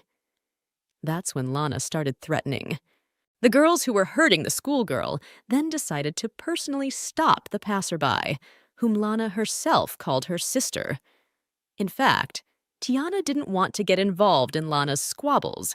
She didn't expect her sister to pull a stunt like that. Oh, and Tiana herself knew she couldn't win this fight. "I'm from the 7th school, and I don't know who that is." Tiana decided to answer. Lana's detractors then noticed that the girl had eye problems. "She has vision problems. There's a reason she wears glasses. I don't think she's going to stick her nose where it doesn't belong. Go away," the older girls ordered. Lana was simply horrified. "You don't believe me? Aren't you wondering who was in that picture Jacob showed? It's her! My sister. She's about to leave and call for help. If you don't believe me, take off your glasses." Lana continued to yell. At that moment, the bullies took off the girl's glasses to pour cold water on her head. They realized that the girl in front of them was indeed the girl from the picture. But that's when Tiana felt someone from behind come up with a towel to wipe her hair. As it turned out, it was Jacob who came to the rescue. He sweetly wrapped the towel around Tiana's head to bring her face closer to his. Already after that, Tiana bent down to the floor to retrieve her glasses. They were broken, so these glasses could no longer be worn. If you think about it that way, Lana didn't like her older sister from the beginning. Tiana tried to avoid everything in the world, but it seemed life was simply mocking her. Let everything go back to the way it was. Jacob is going to be a murderer anyway. The protagonist hoped. After what happened, Tiana decided to silently walk away. Just then, she was passing by Jacob's friends. "Hey, doesn't that girl look familiar to you? So nice." Xander noticed her, not realizing that the quiet Tiana was walking in front of him. But as soon as the guy took a closer look at the lady, he realized that it was the same girl who was in the picture in the locket. In addition, she looked a lot like the one in the 7th school, Tiana. The boys were surprised to realize that it was Tiana, the nerdy girl from the 7th school. As soon as Jacob noticed Tiana, he decided to talk to her alone, so he leaned her against a tree with his body. It was obvious that he was freaking out. "Tiana, why did you trick me? Is this your student ID, or were you just messing with me?" Then, in a gruff tone, he asked. Not immediately, but after a few seconds it came to the girl why Jacob was angry in the first place. Oh, I think I lied about having the same scary eyes I had on my student ID card, Tiana remembered. Don't tell me you're scared of me because of your beauty, the guy asked, but the girl ignored him and dodged out from under Jacob's arm. Jacob, you can hit on me all you want, but don't even dare flirt with me. The protagonist replied to him, What did I do? You took my money and now you're going to leave? Where's the change? The guy then decided to lure her in.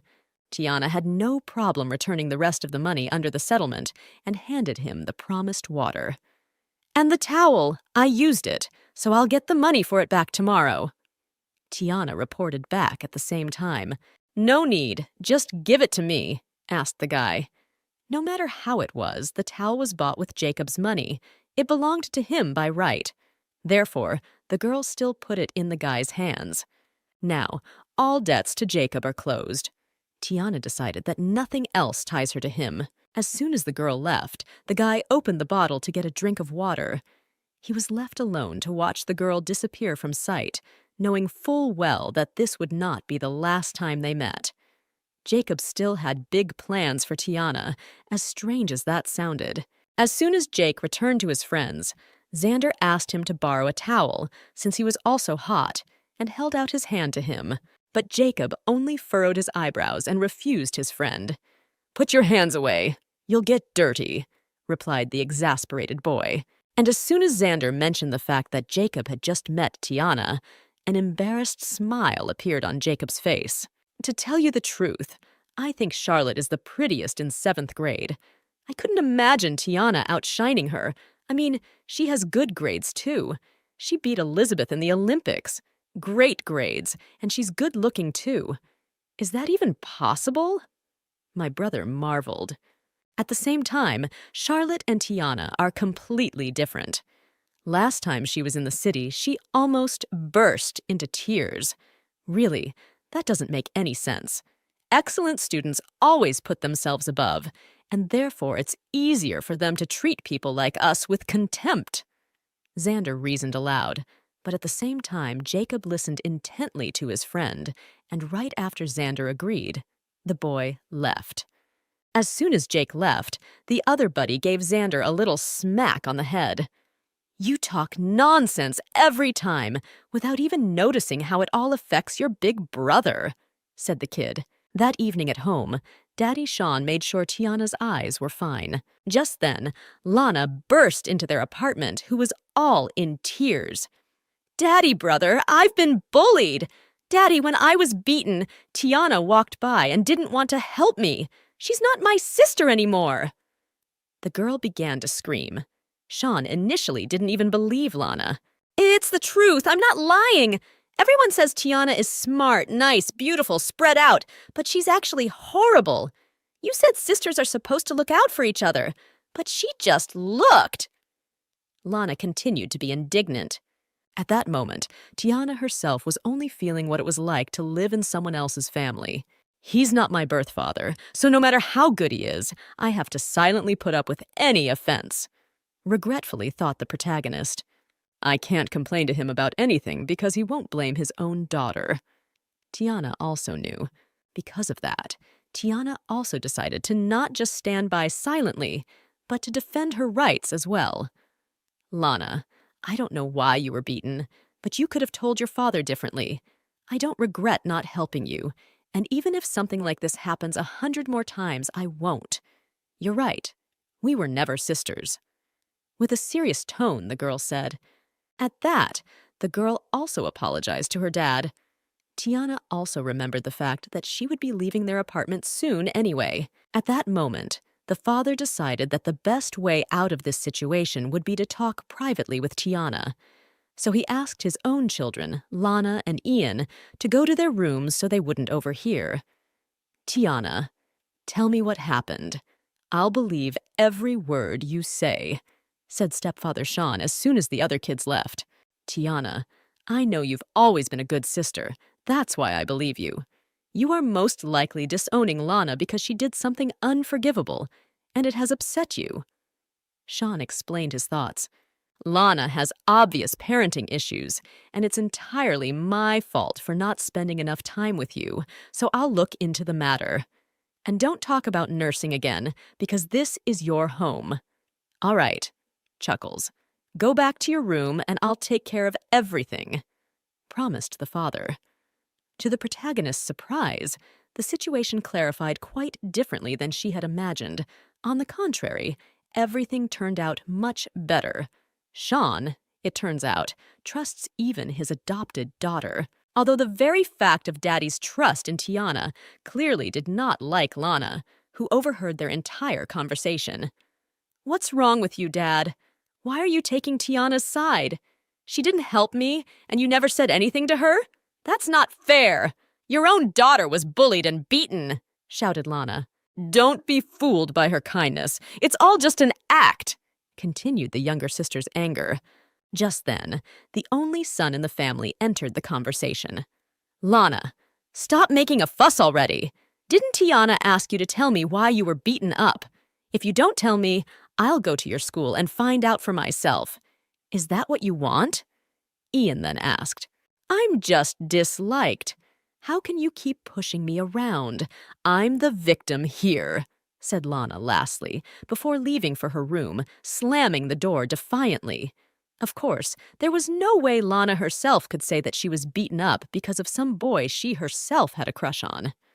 Lana made noise for 2 more days, but after a serious conversation with her father, the conflict between them was exhausted. Already on Monday, the main character of the story went to school with a good mood. Her world became colored again. If you think about it, then she has nothing to fear, because everything is in the hands of Tiana herself. She was sure to live a full life now. As she was on her way to school, she met Jacob. He had come here on his motorcycle. Tiana also noticed some kind of box that was on his trunk. When Tiana met her acquaintance, she felt very awkward. So she thought that the best solution would be to pretend as if she didn't notice him. But of course, the guy didn't leave things the way she had planned, and was the first to address the girl himself. "Hey, Tiana, I've been waiting here for you since 6 in the morning. And you dare to walk by?" he asked. And even the girl's excuses about needing to get to class didn't work, because Jacob knew that classes didn't start until 8, and it was still too early then. "Tiana, I'm just going to ask you a couple questions, okay?" The guy decided to ask then. He didn't really come to her with any bad intentions after all. Other passers-by, who were also on their way to school, noticed Jacob talking to some girl. Everyone was wondering who the school's main hottie was talking to now, after the breakup. The boy, in turn, decided to ask Tiana if it was true that she was afraid of him. Of course, the girl started to deny it, so Jacob asked to look at him. And as soon as Tiana looked up, Jacob drowned in those perfectly beautiful eyes of Tiana's, like a jewel, like amber. It was then that the boy remembered that he had brought something for the girl. He handed the box directly into the lady's hands. Jacob hadn't actually intended to intimidate Tiana from the beginning. The guy asked to take the box and decided to leave. And when the girl opened the box, she saw that there were strawberries inside. At that time, at school, Nancy and another classmate were checking their answers. The schoolgirl didn't know what the right answer was in one task, so she suggested her friend to wait for Tiana together and ask her. And once Tiana arrived, Nancy was glad that her friend's eyes had finally recovered.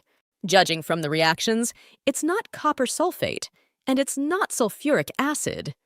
Tiana began parsing the task, but to be honest, Nancy wasn't listening to the girl at all at that moment. In fact, her friend was glad to see Tiana's eyes returning to normal. "Tiana, you're so beautiful! My friend is just perfection itself! And why am I only finding out about this now?" Nancy continued to admire. Tiana herself even felt slightly embarrassed by this gaze of her classmate. "All right, let's start the independent work. If anything is unclear, ask." Tiana decided to divert her friend's attention. If I remember correctly, the entrance exam this year didn't have time to be formalized as a national exam, and so the assignments on it should be relatively typical and standard. The last question in the biology section had to do with deducing traits. In my past life, I had an accident, as a result of which I only reached my senior year of high school. The reborn girl remembered. After receiving severe burns, Tiana spent a long time recovering in the hospital, and on the eve of her entrance exams, her father had been in an accident, and the girl had to skip them. "Since this is my second chance, I won't let this happen again," thought the protagonist. Now the schoolgirl decided, since this is her second life, she can do everything so that her enrollment went smoothly. Today, we would like to invite a representative of the 10th grade students of our school to make an official speech. Told by the organizer of one of the school events, Tiana was called to the stage as the best student. "Greetings, everyone. I am Tiana, a 10th grade student. The theme of my speech is planning time wisely, observing the laws of my country." The excellent student Tiana began her speech. As soon as the girl came on stage, the other students recognized her, even though Tiana had changed her image slightly. "That's Tiana. Her eyes have recovered. Wow, she's gorgeous. Much prettier than Charlotte. Tiana is beautiful. It's time to hand her the title of School Beauty," discussed the other schoolgirls in the audience. "I heard she recently beat Elizabeth in the Math Olympiad. Not only is she pretty, but she's also really smart," heard Charlotte from the other schoolgirls. During the Olympiad, it seemed to Charlotte that Tiana was only a student who couldn't see well, but the girl clearly underestimated her. After Tiana gave her speech, the school announced some pleasant news. "Please be patient. We have good news for you. The school has decided to organize a winter hike for 9th and 10th grade students to give motivation to take care of health and keep fit. The event will take place this Wednesday," the presenter informed. A large group was formed from the students to climb the mountain. Each leader is responsible for the turnout of their wards. Tiana remembered very well how they had gone to the mountain as a class. Jacob had followed them. Then the girl remembered Nancy telling her to ignore Jacob. "He probably came to see Charlotte, and when he saw you, he suddenly decided to hit on you. He's an ignorant cad who likes to play around with pretty girls," her friend Nancy told her in a past life. Jacob approached me, attempting to speak. I remained silent, however, for I thought he was just messing with me. Maybe that's why he'd been stalking me for a year, doing whatever the hell he wanted. Is Jacob going to come this time, too? The protagonist wondered. At that time, Jacob was sitting at the bar with his friends, and the guys were thinking of playing pool. "By the way, brother, you're not yourself today. Why are you at school so early? And you slept in class all day. You don't get tired like that even when you play all night long. And your pants are all dirty. Tell me, where did you hang out last night?" Xander wondered. The night before, Jacob had actually gone to the fruit store to get strawberries. It was already late, so there were no berries in the store, but the salesman told him where the strawberries might be. It was a huge field where you have to tear the crop yourself. It was only by early morning that the guy finally picked the right amount of berries. Already at 6 o'clock in the morning, he was standing not far from Tiana's school. Of course, Jacob wasn't going to tell his friends about this. Just then, some high school kids walked into their bar. The guys were discussing the fact that a 10th grade student had regained her sight. They were talking about Tiana. The whole school saw her during the ceremony. Everyone thinks Tiana looks much more attractive than Charlotte. "Really? We'll go back. We'll look in her classroom and see if she's really as good as they say." The school children discussed amongst themselves. Being beautiful is different. It hasn't even been 24 hours and she's already being discussed by the whole school. Tiana must have crowds of admirers running after her now. Xander said his thoughts out loud, and right after that, his friend Jacob decided to get up from under the dinner table. "Decided to go to someone else's class just to look at her? The school is organizing a joint field trip on Wednesday. You'll have a look there." At this time, those guys continued to discuss. At that same time, the guy was actually going straight to the school kids. "Don't be afraid. I just want to ask you something. Is 7th school having a camping trip?" asked Jacob, who walked over to the guy's table. Then he was told that this Wednesday there would be a hike up the mountain behind the school, and those who climb to the top will be able to make a wish under a centuries-old tree. As Jacob was about to leave the bar, he noticed his reflection in the window and thought hard. Tiana is now the 7th grade beauty. Guys must be after her. He remembered the words of those guys from 7th school. At that second, Jacob informed his friends that he wasn't going to go play pool. Instead, he decided to go somewhere else without even explaining where. Jacob went to a beauty parlor. And yet, Tiana can't stand me! Spun around in the bad boy's head at that moment. She's cute and pretty. It's scary to imagine how many guys are pining for her right now. Jacob thought the same thing. And he and she live in different worlds. It was Wednesday. The boys were already on the mountain. Kids! Teacher always said to try harder. Studying is like climbing a mountain. The chances of reaching the top are as high as getting into a good college, and you have to work hard for it. The sooner we go up and make a wish, the sooner we come down. It'll be good for our grades. Come on, guys. The teacher tried to motivate them. After 2 hours, many of the students were tired. Nancy had already started to complain about how she was feeling. Mommy, I'm done, and we've only made it through a quarter. I can't take it anymore. That's enough. Let's just get away from the teachers and find a place to rest, Nancy suggested to her friend Tiana. And Tiana didn't refuse, however. Her shoulders and legs were already a little sore. And so, the girls found a suitable place to rest. There was no one there, and the teacher should definitely not notice them here. They sat down together for a snack. Ah, finally feeling alive. Tiana, it's a long walk to the top anyway, and teacher didn't say it was necessary to go to the very top. Why don't we take a break here for a while? What do you say? Nancy suggested then. Okay, I don't think I can go up either. Her friend seconded her idea. The fresh air filled the girls with strength, and their moods improved. But at the same second, Tiana noticed Jacob nearby. His hair had turned black, and when he came closer to her to say hello, Tiana's breath caught. She couldn't even say anything back to him as she admired the guy's appearance. Tiana, I think Jacob looks much more dangerous and scary with dark hair, whispered Nancy to her friend.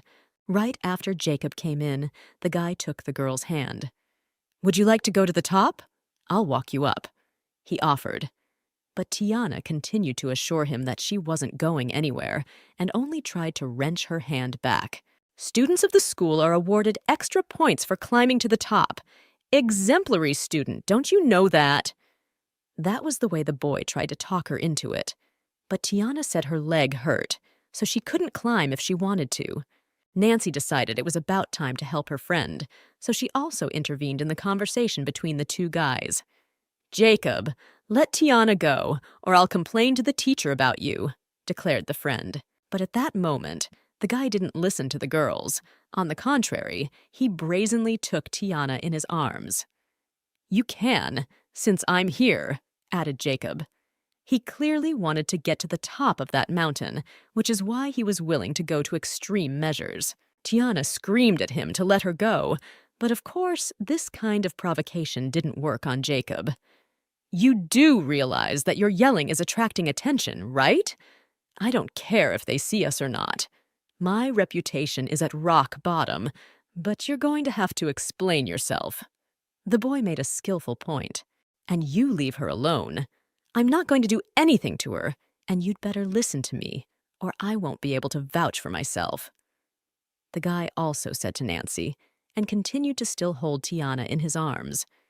The situation was strange. Nothing like this had happened in his past life. Back then, Jacob had only exchanged a few words with Tiana, but in this life, the girl had taken a wrong turn somewhere. Tiana decided to just affectionately ask the guy to put her on the ground. But to the girl's surprise, it worked. Her pretty eyes couldn't be denied, so Jacob left her alone. That said, the guy was frustrated since the girl was still afraid of him, but nothing could be done about it for now. Why is she still afraid of me? I mean, I dyed my hair. Does she still look down on me? And that's even fair, but if I hadn't dragged her by force, she wouldn't have said 2 words to me. Jacob reasoned at that moment. However, This was his only chance. Even if I was sentenced to death, I would still want to be near her. She's so sweet. It's usually hard to see her like this.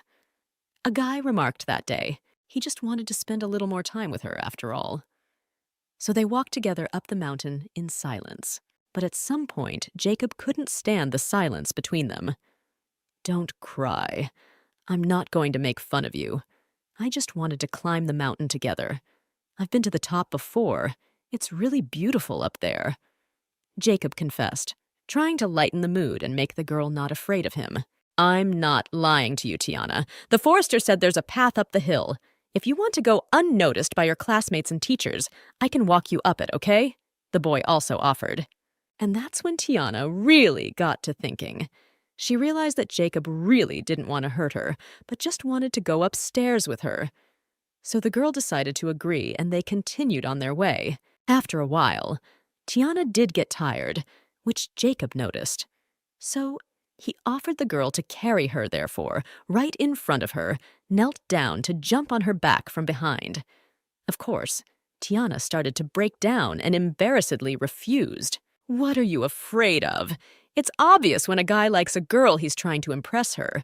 Give me a chance, Tiana," he asked, looking at her with angelic eyes. This behavior of his made the quiet Tiana even more embarrassed. She asked him not to say such things again. Then he stood back on his feet.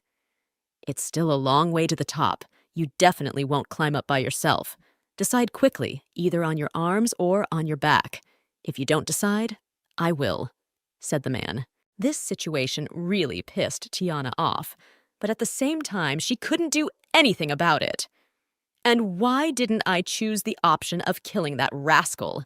I originally wanted to go!" Only thought at that moment the girl. Jacob insisted on her making her own decision, or he would do as he saw fit. The guy himself had even offered to help her choose. Knowing Jacob's character, he'll do as he says. We have to choose. Tiana thought at that moment, so she decided to choose the back after all. It would be less embarrassing that way. And in a second, the girl jumped right on top of Jacob, grabbing onto him with her hands. "How long do we have to do this?" the girl asked immediately afterward. "Why do I stink? Dyed hair stinks a little at first, but after a couple days it should be fine." To lighten the mood, Jacob made a little joke. In fact, he didn't stink at all. On the contrary, Tiana sensed some kind of flame in Jacob. It's not a healthy insanity, different from his norm. Jacob's hellfire is simultaneously overbearing and obnoxious at the same time. Tiana thought she just didn't like the guy, though she recognized him as being very strong, dragging the girl against her will on his strong back. And so after a few minutes, they came to the right place. The guy dropped the girl near a tree to rest a bit. "Phew, suddenly thirsty. I didn't bring any water. Can you lend me yours?" he asked. It was obvious that Tiana wasn't thrilled about this. She only had one glass, after all, and she had already drank from it, so she couldn't borrow it. The girl decided to ignore Jacob. "Tiana, you're so greedy," the guy said then. But the girl thought that it would be hard for anyone to carry a girl up a mountain on their back, and she wouldn't even give Jacob a sip of water. It's really not nice. So she decided to share her water after all. In the morning, Tiana had just diluted glucose with water, and so she poured the sweet water into a thermos lid to let her boyfriend drink from it. He immediately enjoyed the flavor of this peculiar drink. Jacob noticed the container in the girl's backpack. Unceremoniously, the boy took it out, and it turned out to be Tiana's snack, rice and egg. In fact, it was strange that the girl had taken it to the mountains. Usually they took bread or cookies with them. Of course, Tiana demanded her container back, but the guy stretched his arm up so that she couldn't reach it. It looked really stupid and cute. The girl realized he was doing it on purpose. She didn't want to get up anyway, and now the asshole had taken her food. Jacob was used to being the villain, so Tiana thought the guy just liked hurting others. She decided to pretend to be offended and told him she was coming down to get her container. It really worked. "Don't be mad, I was wrong. Eat up. I'll stand watch for now. If anyone shows up, I'll chase them away," then said the boy. He did move farther away to see if anyone else was coming toward them. I don't know how high this mountain is, of course, but even a sturdy man would get tired after climbing to the top. The protagonist thought at that moment, looking at her companion. She realized that if he didn't even bring water with him, he didn't even bring food. I originally wanted to treat Nancy, but now I'll have to share with this guy, the girl decided then. She did go over to Jacob, who was sitting on guard, and handed him a deep container of rice, and set some aside for herself on the lid. The boy was pleasantly surprised at the favor. He hadn't really expected Tiana, who was already water-sick, to share her own snack with him. Jacob, you may never take things from me again, and don't force it on anyone. Also, then asked the protagonist. The guy, in turn, calmly agreed, so the girl thought this was her chance since he was so obedient today. And don't date me again, study diligently, she added. Now the boys could sit down to their meal, but before they started eating, the guy decided to switch portions so Tiana could eat more. Eat faster. You come near me again and I'll kiss you, got it? Jacob declared as he handed the lady a deep plate of rice. Tiana didn't seem to expect him to say that. What the hell was he talking about? And did he enjoy making the girl blush so much? So she shouted loudly for Jacob to stay away from her and pushed his face away from her with her hand, so that what she was so afraid of wouldn't happen. Without realizing it, Tiana accidentally hit the guy when she put her hand out sharply. She immediately began to humbly apologize. Jacob, I didn't do it on purpose. Don't hit me. With fear, the girl said. What makes you think I can hit you? In fact, if you look at me again, I'll throw you off the mountain. Jacob joked, but at this point the girl decided she should leave. She couldn't take Jacob's bad temper anymore. Jacob honestly didn't understand how anyone could refuse such a delicious meal. And now that they had finished eating, they walked onward together. They didn't have to walk far, as the tree was quite close by. If you think about it that way, we all climbed the mountain only to make a wish under the ancient tree. And therefore, Jacob, would you like to make a wish? Then the protagonist decided to ask first. You've worked so hard to get here. I think you're entitled to wish for university and a simple life, Tiana added. Jacob himself thought it didn't work that way. But I know who I can grant my wish to. Will you listen, diligent student? He decided to ask her. Such horrible thoughts in his head did not like Tiana at all, so the schoolgirl immediately declared that she was not going to listen to the guy. I'm afraid you'll have to listen after all. Jacob was still begging, but Tiana didn't want to hear it anymore. She decided to act like a child and covered her ears with her hands. I can't hear anything! I can't hear! I want to get down! If we keep digging, we won't catch up with the others, said the girl, and started to run. The guy didn't talk her down for long on her decision, and after a second, he headed towards her to continue on their way. Meanwhile, Nancy kept complaining about everything around her. I'm a real coward! And why didn't I stop Jacob? Tiana's friend was worried and worked herself up into a tizzy, but her mood immediately lifted when the girl spotted her classmate. Tiana ran up to Nancy. Tiana, for her part, told her that Jacob hadn't bullied her. Everything was fine, so her friend had no reason to worry about her. Since everything was fine, Tiana suggested that they go down together and catch up with the teacher and the others. Nancy, of course, supported the idea, but Jacob had to go somewhere else too. Tiana couldn't go back to her classmates with that boy. So, the girl decided it was about time to say goodbye to him. Thanks for taking me to the mountain, but I should get going. Can you return my bag? Asked the protagonist. And when the guy held out her backpack, there was a red flag on top, which Jacob slipped into the bag. But Tiana refused to accept such a gift and gave the flag back into the hands of the guy. After that, the girl along with her friend headed downstairs. Tiana, I'm sorry, it's my fault. I shouldn't have let him take you. Nancy continued to apologize, even after the girl said goodbye to that bully Jacob. Tiana, Jacob is a bad guy. I'm afraid he might do something to you. You should be more careful. You better stay away from him altogether. A friend also advised. The moment the guy handed the flag to Tiana, he didn't wish her anything bad. Jacob thought that the schoolgirl might even get extra points for the flag. Maybe points will be added, but I didn't get them on my own.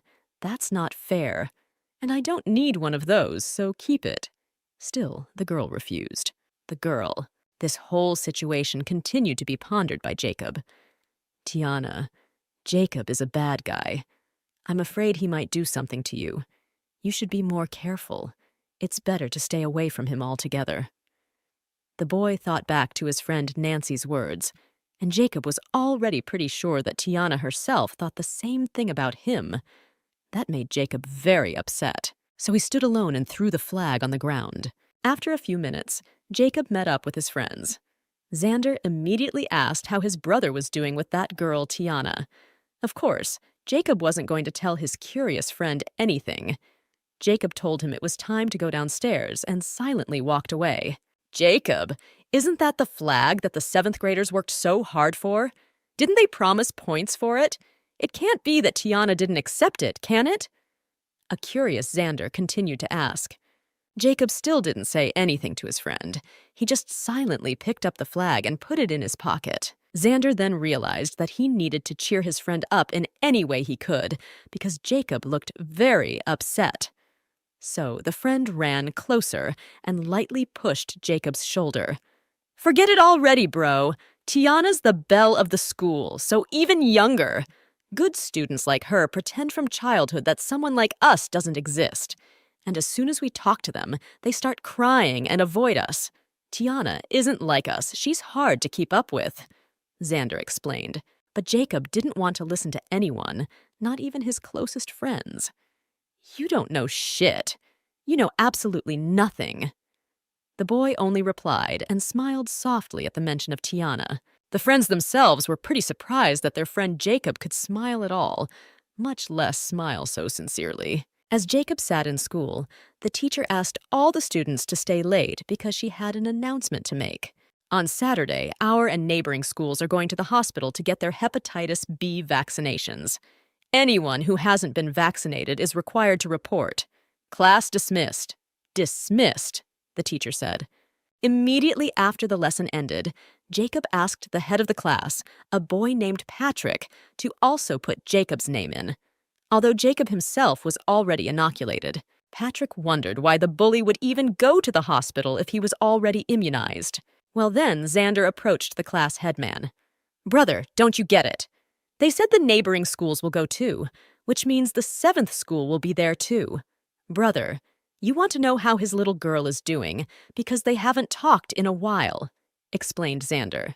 On Saturday, there were many students gathered outside the central hospital. Ouch! What's a nurse like that? She can't even stick a needle properly. She missed 3 times. The blood won't stop. I wish I had an experienced nurse. I don't want to turn into a sieve. Okay, don't cry. We know the name. We'll file a complaint later. The other schoolgirls were discussing after the immunizations were done. Jacob was already at the place, and as soon as he got there, he immediately looked around for Tiana. He spotted the girl near her friend Nancy. Tiana, are you afraid of shots? I'm scared too. Just thinking about having an eye poked into me makes me immediately uncomfortable. If it weren't for my health, I'd give it up. Nancy was worried. Tiana, on the other hand, tried to reassure her friend. You won't be so scared if you close your eyes, the girl advised. Immediately afterward, Jake called his acquaintances to remind them of their pact. And just a few seconds later, Tiana was approached by female students from another school. They were the very same offending girls. Tiana, I'm sorry about that incident. I hope you can forgive us. We were wrong, and we won't do it again. Immediately, the girls started apologizing. At that second, a picture flashed in front of the main character's eyes. Those girls pouring ice water on Tiana from head to toe. Not the most pleasant memory, especially not the first impression of those girls. The school has already punished us. We'll return the money for the glasses, too. Let's step back. I'll give you the money. One of the girls started to insist. Tiana didn't even realize what was going on, as she was unwilling to accept any money from these offending girls. Can you answer that? Please, there's someone looking for you. The girl also said and held out her cell phone. Tiana immediately guessed that this someone was Jacob. She didn't want to pick up the phone and hear the voice of a familiar guy. However, that girl just begged to do it. Tiana, if they ask you to step away, you better do so. Or are you afraid to? As soon as Tiana picked up the phone, she heard Jacob's familiar voice. She refused to step back, but the guy wasn't going to stop. Okay, I'll come over myself then, said Jacob, and within a moment he wasn't far away from her. It was a provocation, as Tiana realized that it was impossible for others to see them close together, so she still had to approach the guy. Jacob, I know you were the one who asked them to apologize. Thank you. Thanked Tiana as Jacob approached her. He didn't need a thank you, though. He wanted the girl to fulfill his other request. Scary already. What does he want? For safety's sake, I better get out of here soon. The girl thought, and then decided to leave, but Jacob held her back as he grabbed hold of her arm. Tiana, what are you afraid of? Jacob asked with a smile on his face and leaned the girl with his whole body against the wall. He also placed his hand in front of her so that she couldn't escape. I'm already barely keeping myself from hurting you. All I hear about is how the new nurse has crooked hands. That's why I asked the older one to help. It won't hurt. I'll let you go after you're immunized. After that, I won't bother you. Okay? Really? Jacob promised, but he could still see that Tiana was still afraid of him. Tiana went to the nurse after all, for she had come here first of all for a vaccination. And when the doctor asked her to bare her shoulder, she felt uncomfortable because Jacob was standing next to her and looking at her. So, the schoolgirl insistently asked her acquaintance not to look at her anymore. Do you think I want to look at that so much? Give me an injection quickly. I'm in a hurry, replied her boyfriend while rushing the nurse. And so Tiana bare her shoulder and closed her eyes so she wouldn't worry so much. The inoculation went by pretty quickly. And really, there was nothing scary or sickening about it. As soon as she left the nurse's office, she saw that Jacob had been staring at her the whole time, and that made Tiana feel very uncomfortable, so she turned around to walk off in the other direction. Tiana decided to go to Nancy's, even though Jacob then suggested that the head nurse and her friends get a shot. I don't want to ask him for help. However, Nancy is very afraid of shots, and it would be wonderful to have her vaccinated by the head nurse, thought the protagonist at that moment. Therefore, she decided not to refuse such a favor from Jacob's side. If it's not too much trouble for you, thank you, replied the girl to Jacob's delight. It's nothing. I'll organize everything. Just be nicer to me, like with a classmate, for example. I don't need much, at least that. The boy asked then as well. Jacob and I go to different schools. If you remember how events unfolded in my past life, after my accident, he went back to the city, and we had no further contact. Reborn Tiana remembered. So she decided to agree to make concessions to Jacob. As the girl walked from the hospital, the guy followed her for some reason. He was walking behind her, so after a couple steps, Tiana still couldn't stand it and decided to ask why he was following her. Jacob said he was just seeing her off, and of course the schoolgirl immediately started to refuse. You don't have to, and actually, you said you'd back off once you got your immunizations, she said, and turned around to walk further towards her house. Well, even after he said goodbye to Tiana, he still continued to follow the girl for some reason. Why are you still here? Aren't you going to leave? Tiana asked. That's when Jacob confessed to her that he just couldn't break up with her. Right after that, the guy took off his jacket. Tiana had already guessed why he was doing that. Of course, to offer her to put his jacket on top, because it was cold outside. That said, the girl still asked what he was doing. Showing what's really indecent, replied the guy to her before throwing his jacket over her completely. Us indecent people aren't afraid of the cold, Jacob continued to say sarcastically, clinging to the girl's words from earlier. This made Tiana laugh slightly. Ha ha, sorry. I didn't mean it on purpose. It's just funny. How can it not be cold? But your jacket better take it back. Still, Tiana told him, for once can you accept something without objection? Does it smell like cigarettes? However, you can't take it off even if you smell them, okay? In a quiet tone, he asked, and tried to discreetly yet affectionately touch his palm to her cheek. It all looked very sweet from the outside, though of course, after a second, an embarrassed Tiana pulled away from Jacob. Tiana, if I don't smoke next time, will you put it on then? The guy also decided to inquire, but the girl only turned her head negatively. Immediately afterward, without hesitation, the girl took off the other man's jacket and held it out to Jacob. Here, I'm returning it. If it's home, my bus will be here soon, said the schoolgirl. Tiana, I only smoked one cigarette this morning. The jacket may have smelled, but the shirt shouldn't have. I really didn't smoke, honestly. Jacob swore. The girl's bus had already pulled up to the stop, and Tiana was already supposed to be on her way.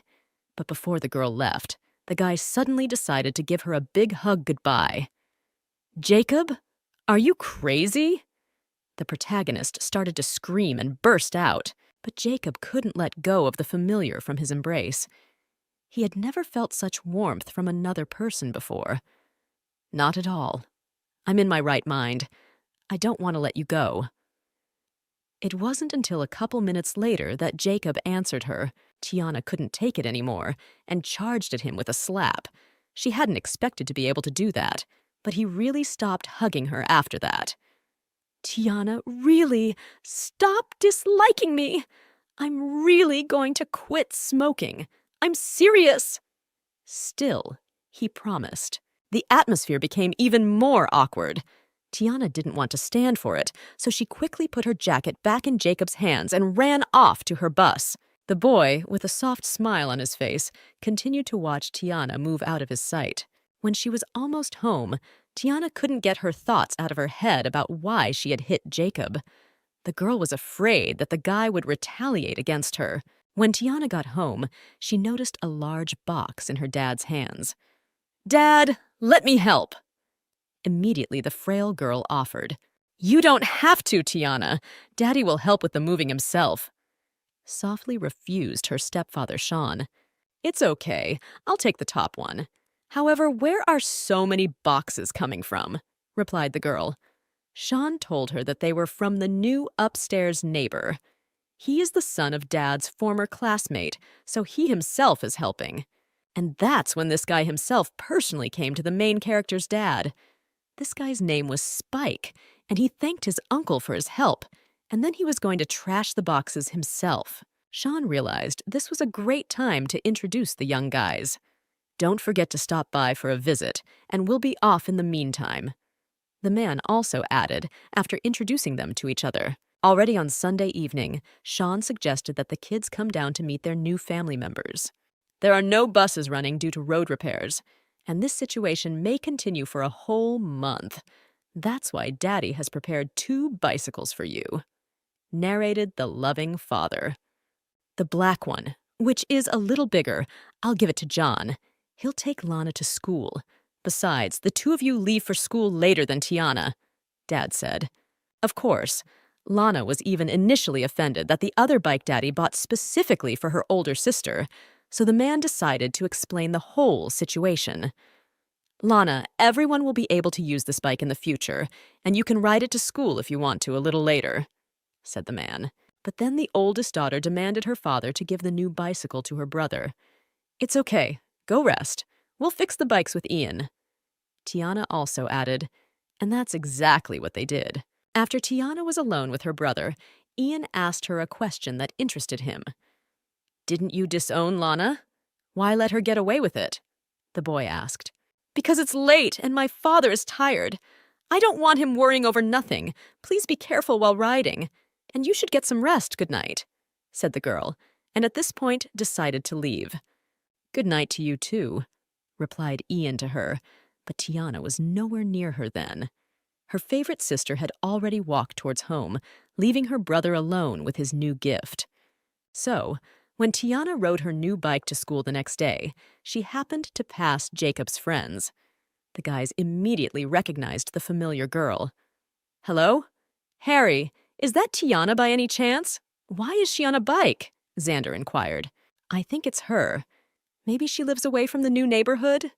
I heard that somewhere near the new neighborhood they're repairing the road and the buses don't run there, and the cars take a detour." Another friend told his assumptions about it. Xander decided that Jacob should be aware of such good news, so he immediately texted his friend on his cell phone. Within a couple minutes, the friends met up near the roof. "That's it? Not even going to do anything about it? What about picking up your pretty girl from school?" Xander asked jokingly, but Jacob ignored him in response. Then he realized that his friend must have other plans, and when Xander, as usual, offered Jacob cigarettes to his surprise, his friend declined. "I don't smoke.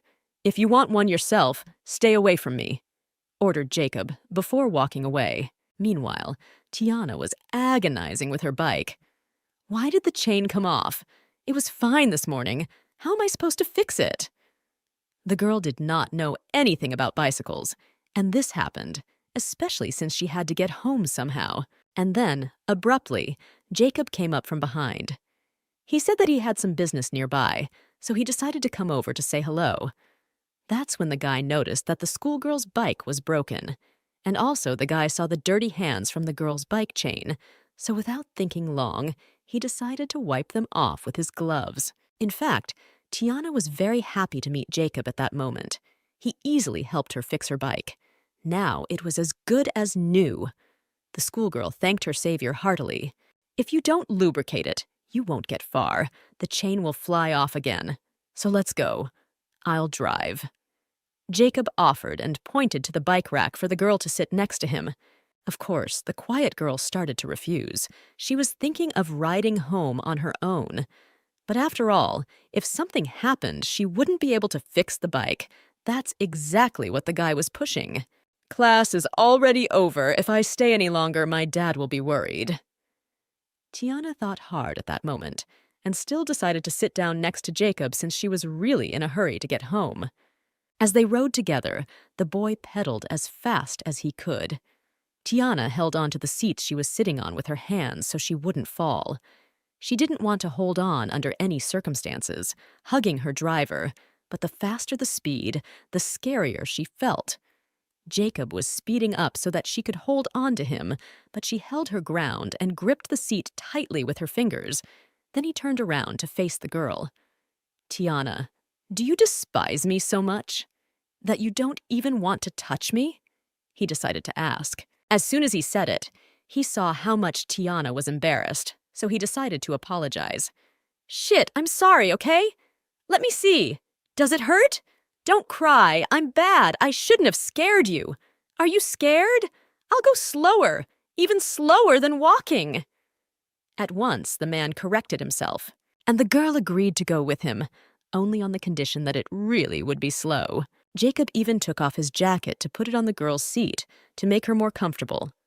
So they drove together at a slower speed towards her house. As they drove, the guy kept thinking about what a jerk he was. Jacob wanted Tiana to hug him, but ended up bringing the girl to tears. A few minutes later, they were on their way. Tiana thanked the guy and put her jacket back where it belonged. Before making her own way, the girl didn't even say goodbye to him. So, as Jacob was left standing alone, he thought again about how badly he was showing himself. How can I talk about love if she's afraid of me? Frustrated sounded in the boy's mind at that moment. The next day at the 7th school, Tiana was sitting with her friend at her desk. Nancy wondered why the girl needed so much fruit that she had brought to school. In fact, there had been an unpleasant incident with Tiana's brother yesterday. "Apply the medicine. Tell me what happened. You wouldn't fight for nothing, would you?" asked the girl when she saw the scratches on Ian's face. "When I went to pick up Lana from school, I saw a guy kissing her. I couldn't help myself. But I didn't think he would fall down the stairs and end up in the hospital," Ian admitted. "That's how it is. In any case, medication first, so that there won't be any scars." His sister answered him then, and the boy was very surprised that at that moment she didn't blame Ian at all for his wrongdoing. Why should she? Defending your sister is fine, especially since you rarely lose your temper. Being impulsive, I always find that I can't control the situation even if I want to," his sister told him then. It was then that she remembered the very fire in her past life. It had been so big that it had gotten out of control. Ian had rushed into the flames to save Tiana, but the girl herself was locked in Lana's room, so he couldn't find her. Next time, be less impulsive, because if something bad happens, it will be too late to regret it. His sister advised him at the same time. Well, as it turned out, Ian didn't regret hitting that guy. However, they demanded $25,000 for medical expenses. Dad gave $6,000, but we don't have any more, frustratedly told the brother. After just a second, the girl remembered that she still had the 8,000 certificate for first place after the Olympics, so she immediately pulled it from her nightstand. You're good at physics, after all, so you'll easily win a prize in the physics competition, and you can help your father. A brilliant idea also came to the girl. Brother could indeed participate in one of the Olympiads. Back to the present, Nancy asked her friend why she needed so much fruit. To give to a boy in the hospital. Since father is busy, it will be me who will be handing them over, Tiana told her friend, and after that the schoolgirls said goodbye. When Nancy got out of school, she happened to run into Jacob and his friend Xander. They immediately started asking where Tiana had gone, and Nancy told them that her friend was in the hospital. And so, after a while, Tiana found the very patient who was in the hospital because of her brother. "Hello, Leo. I have an apology from Ian." Immediately, Tiana said hello as soon as she entered the room. "Hey, wait a minute! Doesn't your family have to pay another $19,000 to me for medical expenses? Is your daddy planning on not giving them back?" That's when Leo remembered and immediately started ranting at the poor girl. "You're requesting beyond what we owe. We asked to see the medical billing statement, but your family never provided anything. And as for you and Lana, as far as I know, you're another girl's boyfriend," Tiana smartly pointed out and stated. "Ha, and you are quite well informed. However, your brother hit me and must pay for it. If your family can't compensate, how about another option?" That's when the obnoxious fellow began to offer her. He stuck out his tongue to signal his obscene intentions. "You become my girlfriend and have fun, then I'll forget about the debt." Communicated the alternative option to the sick maniac, Leo. Luckily, Jacob walked into the room at that moment. He had just heard what Leo had said about having fun. As soon as Jacob stepped into the room, he immediately punched the cocky guy. "Since you like to have fun so much, why don't you have fun with me?" Jacob asked rhetorically and swung right at the man. "Now the medical bills are on me. Don't worry, I've already paid for your funeral." Also added a brave Jacob. The angry guy could only be stopped by Tiana, and that, since words couldn't stop Jacob, the girl ran up personally to the patients to cover his body with her own. "I've said enough!" shouted the girl. Immediately afterward, Jacob silently stepped aside. The guy walked out of the room, clenching his palms into a fist. As soon as Tiana ran out into the hallway after him, she couldn't find him. Jacob had gone out for some fresh air in the heavy downpour. Tiana had brought him some alcohol to wash his wounds from the fight and was about to leave. But then he took her by the arm. He turned the girl around by the shoulder and leaned her back against the wall and started kissing her passionately. But it didn't last long. Within seconds, the girl immediately pulled away, pushing Jacob's body away from her. "What are you doing?" The protagonist of this story didn't understand. Tiana herself hadn't planned for this to happen. She had only gone after Jacob to hand over the medicine as a token of her gratitude. Had she known this would happen, she wouldn't have gone. Tiana was still urging him to let her go, but Jacob thought that if he let her go now, he'd lose her forever. All in all, he decided to explain to the girl everything that had happened a few minutes ago. "I wouldn't beat him to death. Still, I have a head on my shoulders. You don't believe me," he said then. "Don't do that again. He's a bad man, but if anything happens to him, you'll have to pay for it. It's not worth it," Tiana pointed out. And in her remark, Jacob saw a show of concern, so he hugged the girl tightly at that moment. As usual, Tiana demanded that he let her go. "Let go now! People are watching after all! Aren't you ashamed?" But the boy himself was not ashamed of anything. He read himself as belonging entirely to Tiana. And so, when the guy stopped hugging her, the girl needed to change her clothes since she had blood all over her clothes. But she decided to take off her sweatshirt before going home, so she still didn't want to change clothes on purpose. "It's not going to stop raining for a long time. I'll ask you for a ride," Jacob said then. Even though the girl started to refuse, the guy had already started calling his friend anyway. "It's fine. If you don't want to drive, we'll sit and wait until the rain is over." Jacob answered her then, realizing perfectly well that the girl would already choose the option of going by car. And so, as they sat together in the back seat of the car, the guy decided to agree on something with Tiana. "Don't tell anyone anything about the incident. I beat him up, so now the hospital bills are my problem. Do you know how to lie? Or should I teach you? Are you worried about me?" "Don't worry, I'm with you," he said, and decided to mess around a bit. He also sat closer to the girl to clarify another most embarrassing moment of the day. "That was your first kiss, wasn't it?" said the guy, which further embarrassed Tiana. The next day, as the girl sat in school, she thought back to this morning. 3 hours ago, the police came to their house. "Citizen Yang, yesterday a report was received of Citizen Leo being beaten. According to our country's code of criminal procedure, you are required to appear for questioning," said the police officer. Of course, Papa Sean immediately began to defend his child. "Mr. Policeman, this is some kind of misunderstanding. Earlier, my son had a fight with Mr. Leo, but it was an accident that happened a few days ago. How could they have had a fight yesterday?" Really didn't understand father. After all, he didn't yet know what happened yesterday and what his eldest daughter, Tiana, was involved in. Citizen Leo underwent surgery last night after a serious injury. If it's really a misunderstanding, we'll remove suspicions. Don't worry, this is just a preliminary investigation. If your son is not involved, he will be released. Then another policeman told the story. And so, even as Tiana sat in her office, she could hear the other students chatting about the recent events in their town. "Hey, did you hear the news? The police came to the college. They say Jacob will be processed. There was a rumor that he beat someone up and then called the police himself." The schoolgirls chattered. "He's kind of a fan of beating someone up, isn't he? I once joked that someone like him is bound to go to jail someday. I never thought it would become true so soon." And when the other students said this, Tiana couldn't bear to listen to their conversation any longer and decided to see for herself. The girl arrived at the vocational college. That's when she noticed a bunch of crowds outside the school building and Jacob being taken to the ward.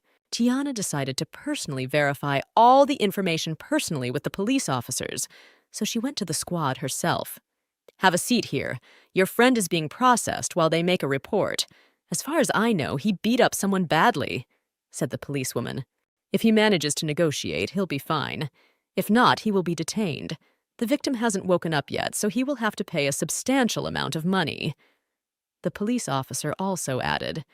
And when Jacob stepped out into the hallway, he immediately noticed Tiana, who came to him.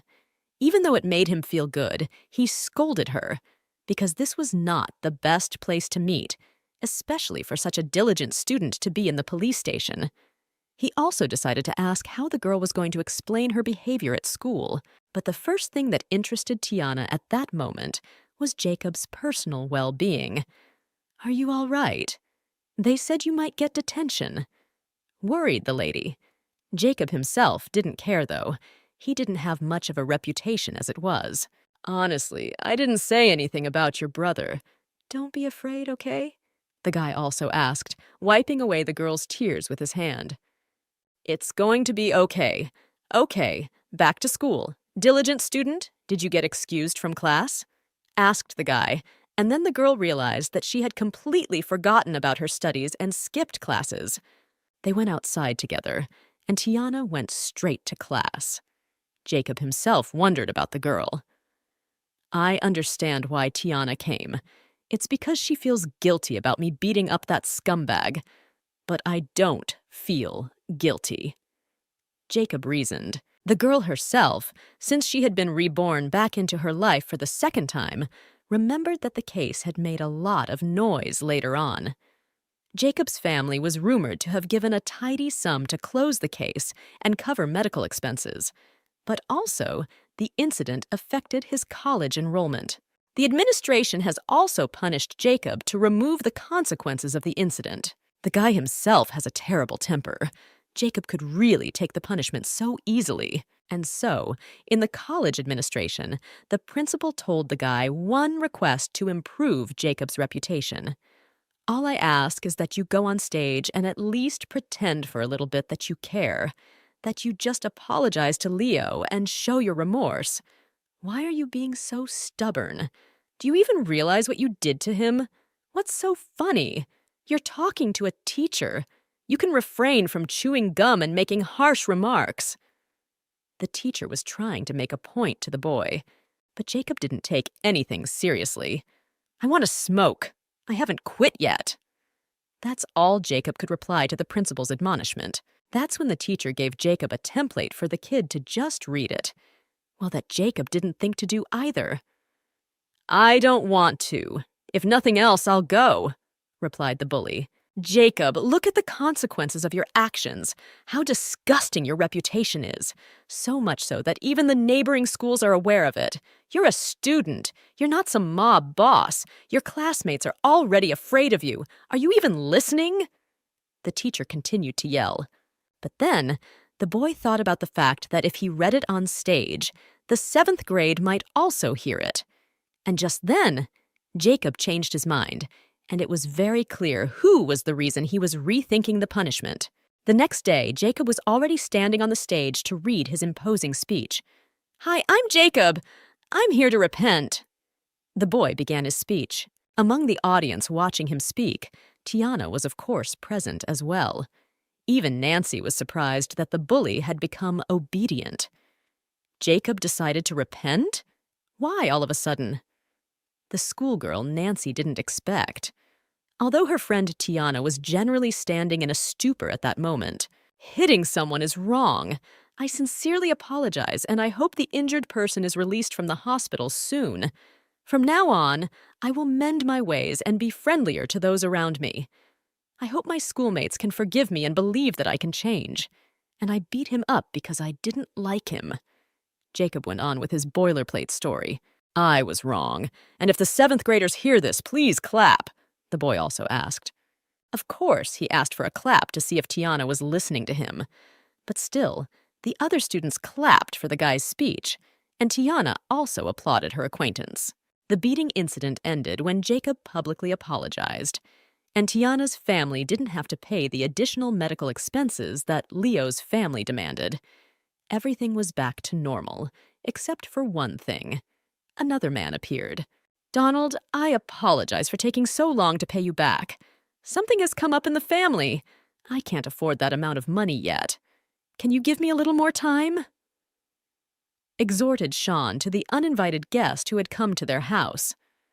But the man from whom the protagonist's father had borrowed the debt didn't seem to care at all about other people's families' problems. Do you think I would have let you stall so long on your debt if you weren't my cousin? Anyway, I have to pay off the house this week, so you'll pay back the debt on time, too. No postponements, Donald stated formidably. At that moment, Tiana returned from school. Welcome back, daughter. I'm going to talk to your uncle and about something. Go to your room, said Daddy, and even then the girl sensed something wrong as she saw the very same man. Is that him? After the fire, he was the one who claimed the most that I was the bad luck charm, that I was the one responsible for the death of the entire bloodline. The reborn Tiana remembered from her past life. After all, back then that unpleasant man was the one Tiana thought was to blame for everything. Even his wife had scolded Donald for blaming his poor eldest daughter. What's wrong with your head? Are you going to turn your niece into a kept woman? "She's so tender and beautiful, isn't she?" shouted his wife. At this time, the sisters were sitting on a bench. Lana was crying loudly. "It's okay. We're almost of age. We can take care of ourselves. Once I get better, I'll take care of you myself instead of your father." Tiana tried to reassure her sister, though even the girl didn't understand how they should live their lives. And now it was happening again. Now Tiana had to stop her father from stepping on that rake again. The girl decided to go for a walk. Already on the street, she thought only that it was good that there were still many Olympiads that were not held. Just then, she happened to catch a glimpse of Jacob walking with his brother from around the corner. "If you can't do that, just listen to your uncle and come back. There's nothing to loiter around. All right, shut up. Let's go to the bar. Let's go have some fun. Elizabeth and the girls are going to be there. They're celebrating Elizabeth's possible recommendation to the university." Xander was talking, but Jacob made it very clear that he wasn't interested. "Brother, are you still thinking about Tiana? Did you apologize to the whole school for the same reason? Here you are trying so hard and Tiana didn't even show up. Do you still like her? Is she worth it? Elizabeth's a great option, too. Her grades are good. Her looks are above average. Choosing her will at least give you a happy life," Xander suggested. And Tiana herself, who happened to overhear all of this, actually thought Xander was right. Elizabeth was pretty good. "I really don't like Jacob. For now, all I want to do is go to university and let my father enjoy his old age. And after that, find the right person to spend the rest of my life with," the protagonist thought then. And because Jacob didn't like what he said, he kicked the boy a little. And Xander flew off so that he saw Tiana in the corner, who had been hiding there the whole time. The girl immediately apologized and said that she didn't mean to eavesdrop. Tiana was about to leave, but that's when the guy stopped her as he grabbed her arm. "Tiana, what did you hear?" he asked fearfully. "He was joking, don't worry. There's nothing between me and Elizabeth. I really don't like her," Jacob said immediately. "I believe that, but I really need to go home," said the girl and pushed the guy away from her. But Jacob himself had absolutely no plans to let go of Tiana at this point. "Hey, you're smart enough to understand what I'm going to say, right? You need to hear it, even if you don't want to." Just then, he took her palm in his hands to lean against his heart. "I love you. I really love you. Can you feel it?" Jacob declared at that moment. "You're still a student. Don't think about it all the time, okay?" That was all Tiana was able to answer him in that second. "Saving a human soul is the greatest feat. Diligent student, you are also cruel. Are you going to watch a man fall?"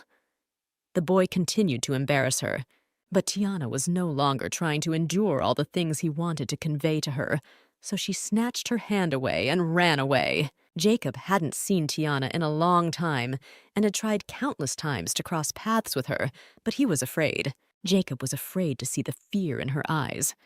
But she was here now, and this time she came on her own. "No matter how much you pretend, I don't really want her to leave, though." The boy thought at that moment and immediately ran to catch up with his love, Tiana. Again, he succeeded in leaning Tiana against the wall with his body so that she could not get out of his arms. It was then that he asked the question that tormented him so much. "Why did you come to the college?" "I won't let go until you answer," said the lad.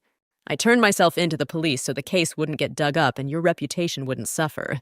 But you still don't like me either, even though I kept a smart girl out of trouble," the guy went on to say. "So what am I supposed to do? I just now realized I only had to see myself once to fall in love instantly," Jacob declared, and was already running his palms around the girl's face to kiss her. But she still didn't want to merge with him in a kiss, so she immediately started pushing his body away from hers.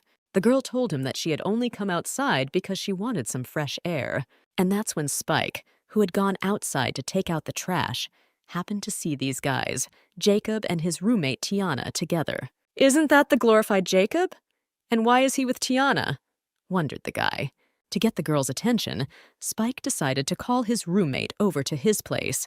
He noticed Jacob's amorous look, so the guy realized he couldn't stall any longer. He had to act. When Tiana came over to him, he told her that his mom was on the jury for a piano competition in which the girl herself participated. And just then, Tiana remembered the woman well. She was her teacher Scarlett, after all. And just then, Spike told her that his mom was calling Tiana to enter the piano competition in December. That's right, I remembered. Their family had moved back in the day too, but we had too little contact. That time, his mom called me to participate in that competition. However, at that time, I had not yet come to terms with my mom's death and rejected her offer. When the protagonist of this story recalled. However, now Tiana was happy to announce that she will participate. If you want to participate, let's go to my house. You can fill out the form there, Spike said then. And lo and behold, a couple of minutes later, they were already at the neighbor's house. Aunt Scarlett treated Tiana to some fruit. Right after the girl arrived at their house, Scarlett handed the young pianist a participation form. It was then that Tiana noticed that the prize for first place was a huge sum of money. The girl's eyes shone brightly at what she saw. Even though the award is big, but it's worth realizing that there will be many talented pianists participating in the competition. It's going to be tough, Scarlett decided to say. Besides, the girl has been playing the piano for only 6 years, and the last time she played the piano was a long time ago. But at that moment, Spike's mom had offered a great option for Tiana to practice. Since I work at the high school now as a music teacher, I have a key to the classroom. Anyway, how about we play tomorrow? And of course, with great delight, Tiana agreed. Already when the woman saw the guest off, she said that her son had played with Tiana for days on end in middle school. But now, he didn't even say a word. It was obvious that the boys were just shy. The next day, Tiana came to the Lyceum, as she wanted to practice playing the piano. The girl realized that she couldn't let her father go back to practicing again, so she just had to win the competition. And so the girl already had a great motivation to practice constantly by playing the piano. At this time, Jacob was playing basketball with his friends. Then a very beautiful melody sounded not far from them. In his imagination, the guy imagined that it was played by an incredibly beautiful girl in her evening dress just for him. Already, after such thoughts, the guy could not even concentrate properly on the game, so decided to leave the sports field. As it turned out, the girl he imagined was his mom, whom Jacob himself could not let go of. A month later, Tiana was still continuing her piano practice. One time, when the girl was hanging laundry, she noticed Jacob's car outside her house. Jacob? What is he doing here? Surprised and scared at the same time at that moment, Tiana was surprised and scared. She and Jacob had nothing in common in her past life, and the girl's memories of him had been interrupted after the fire that had disfigured her. Jacob went back to his family and never returned to his hometown again. So, Tiana thought that the fact that he had professed his love to her in this life meant nothing to her. So she decided that if it didn't work out, he would probably leave. And so she went on about her business, without noticing how, so the girl sat until late at night. The rain had already intensified, so she decided to go out on the balcony. And that's when she saw the car of her acquaintance again. Not thinking long, the girl decided to go out with her umbrella and tell the guy to better go home. But Jacob came for a reason. He wanted to talk to her. The guy explained that he missed her very much, although the girl herself was only embarrassed by it. Then, too, he decided to say something that the girl was very much afraid of. "Do you want to be my girlfriend?" he said in that tense moment. Jacob even promised to take care of her. After all, he had quit smoking, drinking, and fighting. As a joke, the guy even offered to sniff him to see if there was any smoke odor. "I won't! You're not yourself! I don't want to talk to you, bye!" only replied the lady to him. "I've been out of my mind ever since I saw you. Why are you so important to me?" Jacob went on to say. And even when the girl tried to leave, he held her back as he took her hand and asked her not to leave. But it was obvious that Tiana was not in the mood for this conversation, so the guy still let her go and ordered her to go to bed. And tomorrow, he would bring another present. Therefore, Jacob proposed to meet tomorrow at 7 in the evening near the next block. But even to such a meeting, the main character did not want to go. She had a piano competition at that time, but she didn't think to talk about that. She didn't want to cross paths with Jacob, so Tiana made it clear to him that she wouldn't be his girlfriend and that she didn't like him at all. Tiana turned around to leave, and the guy was left to soak in the rain. The fact that Tiana didn't like him made Jacob seem to like her even more. Now the boy had the goal of becoming someone that beautiful Tiana liked. The next morning, Tiana was visited by her childhood friend Spike. The boy suggested they go outside together. "Well, my mom asked me to go with you, and I'm powerless here. It's important to Mom that you return unharmed," Spike explained. And so, as the boys walked together, Spike tried to strike up a conversation with them. "So eager to watch. I've never seen a performance before. All right, come on, we're late," said the guy. And they continued on their way further in silence. As the guys came around the corner, Jacob's car drove by. "Brother Jacob, keep up the good work. Bring Tiana. I'll go to the park to see if the other girl brought any presents," said Xander. A few minutes later, the main character, a girl named Tiana, was already sitting in the piano competition room with Spike. It was obvious that the pianist was worried, so her friend tried to calm her down. "Don't worry. You'll play well then. You'll be fine," soothed Spike. At this time, the audience noticed an unusual phenomenon outside. It was snowing. In fact, such a natural phenomenon was extremely rare for their country. Many people didn't even think they would see it in their lifetime. Such beauty could be seen once every 30 years. But as soon as Tiana turned her attention to the snow, she remembered Jacob. "Snow. It's already cold outside. I told Jacob everything last night. I'm sure he'll leave me alone now." Tiana thought at that moment. That wasn't the case, though. Xander immediately called his brother. "Jacob, hurry up and get Tiana here. I'm afraid this thing is going to melt," said a friend on the phone. "Do you have the phone number of the girl who gave you the gold medal? Did she still play the piano?" Jacob immediately asked. Of course, the guy was talking about Tiana's sister, Lana. Jacob was absolutely not going to give up for nothing. Within a couple minutes already, the guy called Lana to ask where her sister Tiana was. "Oh, you don't know? She's got a gig, a piano competition. I remember she left with some guy," narrated Lana. Of course, Jacob immediately started wondering from his sister where this competition was going on. At this time, Tiana was already finishing her excellent piano playing. "Mom, I won't let you down. I'll make sure that good father Sean has a happy life," thought the protagonist in the moment. Right after her playing, the annual piano competition was over. As soon as the girl finished playing, she went outside for some fresh air. Spike caught up with her there. "Tiana, it's snowing. No umbrella, unfortunately. Put on my jacket so you don't get sick," said the guy, and had already put his own clothes on the girl himself. Jacob watched in silence. He didn't like the sympathy between the young men. Tiana and Spike didn't notice Jacob, and it didn't last long. In that second, Spike decided to clarify a point that the girl had been completely reluctant to talk about earlier. "You don't like Jacob, do you? He's here, looking at you. Don't turn around. Everyone says he's a psycho, a complicated person," narrated the boy. "And I saw the whole thing the other day. He likes you, doesn't he? Don't turn around if you want him to leave you alone. I'll help you," said Spike and gave a friendly smile. Tiana trusted her childhood friend and really didn't turn around. Jacob was left standing alone and only stared at the couple silently with a surprised look. After a couple minutes, the boy couldn't stand it anymore and quietly walked away. As soon as Jacob turned around, though, Tiana immediately took off Spike's jacket and handed the thing back to him.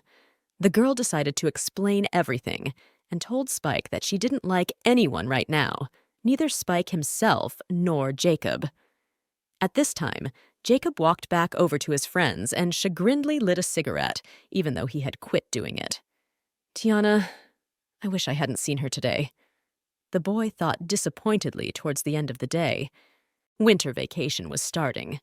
Tiana, along with her girlfriend Nancy, could finally rejoice in the fact that they would be able to rest soon. "It's finally vacation time. I have a train to my grandfather's hometown for Chinese New Year. I'll bring you some presents," Nancy promised. As the girls walked down the sidewalk, they noticed Jacob's car. Jacob looked out the window and pretended not to see Tiana. His friends silently looked at each other and decided to text each other to discuss the situation right in the moment. He didn't smoke in front of Tiana before. Looks like they're done. I guess Jacob decided to let her go after all. See, he doesn't even look at her. Honestly, I was worried that he wouldn't be able to control his emotions in front of Tiana, so I guess he just got himself worked up, Xander wrote. Just then, the guys were passing by the beautiful Elizabeth, so they decided to stop next to her. And this was noticed by Tiana and Nancy. "Are the rumors about them being together true? How did he provoke you last time? Did he climb the mountain? Tiana, he's flirting with everyone. Who likes that kind of guy?" Nancy tried to cheer up her friend, but it only made things worse. Tiana didn't want to hear anything about this guy, so they walked home in silence. "Jacob, are you going into town for New Year's Eve? I've never been there before. I heard the town is very lively. Can you tell me about it?" At this time, Elizabeth, who was already in the bad boy's car, decided to inquire. But Jacob himself answered her that he wasn't going to tell her anything. Just then, his friends intervened in the conversation. "Never mind, I'll take you there. You'll celebrate the end of the entrance exams," said Xander to comfort the girl. A couple minutes later, the guys were already at the bar. They had a drink and played a game, which resulted in Elizabeth losing. As a punishment, she had to kiss any guy, so also wherever she wanted. So, the girl was going to choose Jacob. But as it turned out, the guy had the wrong card, so it was Jacob himself who lost. The atmosphere was unpleasant. "Well then, ask your brother questions. Come on," suggested the friend. But Jacob wasn't in the mood to answer anything, so Xander tried again to dispel the situation. The guy decided to suggest that they sing karaoke. And so, while Elizabeth was singing karaoke, Xander decided to ask his drunken brother if he was still thinking about Tiana. "Brother Jacob, don't think about her. What's the point? You can't have her anymore anyway," said Xander. Of course, Jacob's friend didn't mean any harm. He wanted to help his brother. But at times like this, it was better not to say such words. So the other friend decided to distract Xander and dragged him to the karaoke so that he wouldn't embarrass Jacob anymore. At the entrance to the 7th high school, we saw that the brother wasn't looking at her, right? But did you notice that he suddenly had a cigarette burn on his finger? A big one. He seems to have forgotten he was smoking when Tiana came out. He's not as calm as he's showing us. And stop that kind of nonsense around him, asked the friend so Jacob could really move on from his unrequited love. The next morning, Tiana was walking with heavy bags after the store. By chance, she met her neighbor Spike on the street. "Tiana, what a coincidence. You went shopping too. Let me help," decided to offer the guy, though the girl refused. Then Spike decided to come at it from a different angle. The guy congratulated her on the fact that the pianist had won 2nd place in the competition. "There's a lot more contests with big prizes coming up this summer. Will you participate?" the childhood friend inquired. It just so happened that the boys stopped in front of the window of the building Jacob and his friends were in, and Xander happened to see them in the reflection. "No way! My brother came back alone that time because Tiana was with another guy?" Xander wondered. And when Jacob asked his brother to open the window, Xander conversely adjusted the curtains so that he couldn't see the street. His brother wanted his friend not to see anything unnecessary, but Jacob insisted, so Jacob had to open the window, and then he saw the familiar silhouette of a girl next to another guy. To distract himself, Jacob went to play pool. But he didn't have fun for long. After a couple minutes, the guy freaked out, packed his stuff, and left. "Oh no, you're right, Brother Jacob didn't let Tiana go. Gee, the guy is madly in love," noticed his friends at that moment. Jacob himself headed towards the neighborhood of Tiana's house. He followed the boys in his car. At this time, Jacob remembered the doctor's words. Your psyche needs attention to avoid future crimes. Please, take it seriously, the doctor once said to him at the hospital. Ha, of course she won't want to get involved with a psychopath like me, sounded in Jacob's head at that moment. The bully was indeed emotional. His excitement had overtaken his reason, and he'd hit the gas as hard as he could. Jacob's car slammed right into the pole. As soon as Tiana heard the horrible sound, she turned around and noticed a familiar car. That's when the girl ran to the front window. Jacob was covered in blood and unconscious. Tiana immediately asked Spike to call an ambulance, but as it turned out, the guy hadn't brought his phone with him, so he decided to run to call for help. Tiana was left alone with Jacob. "Are you okay?" worried the girl. After a few seconds, the guy was able to open his eyes. "Tiana, are you glad I'm alive?" he asked, and immediately got out of the car. The girl's arms went under from horror and shock, her grocery bags falling to the ground. "Are you normal at all?" Angered the schoolgirl and went to her home. In fact, this situation was a great excuse for Jacob to go up to the girl's house. He brought her some forgotten groceries, but Tiana told him she didn't need anything. "Were you scared? I'm sorry. I didn't mean to be. I was driving by and lost control of my brakes." Jacob started to apologize. Jacob wanted to hug Tiana, even though he was on the other side of the door. He wondered if he would feel better if he could do it. But Tiana wasn't his. She was someone else's. So all Jacob could do was wish her a happy new year through her front door. Out of politeness, Tiana congratulated Jacob in return, and after leaving the groceries under the door, the guy left. Did he really leave? Jacob, what was he thinking? It doesn't matter, though. I have to be vigilant outside the house, the protagonist thought. She really should be vigilant, especially in class when school started. The money from the contest wasn't enough to pay off the family debts. She needs to keep entering contests. Tiana decided that once she's done acting, she'll check to see if there are any dance competitions. There were no changes in Jacob and Tiana's relationship either. All the guy could afford was to secretly listen to the girl play the piano. It was then that Jacob realized that it was Tiana who was the one playing the piano during their game. Her piano playing is beautiful, and she must be an amazing girl herself. Jacob's bully friends also marveled. After Tiana finished her piano practice, she walked out of the school. Jacob followed her, but as soon as the girl went outside, there she met another guy. "Hi, Tiana. I'm Felix from first grade, high school number 3. Tiana, I like you. Will you be my girlfriend?"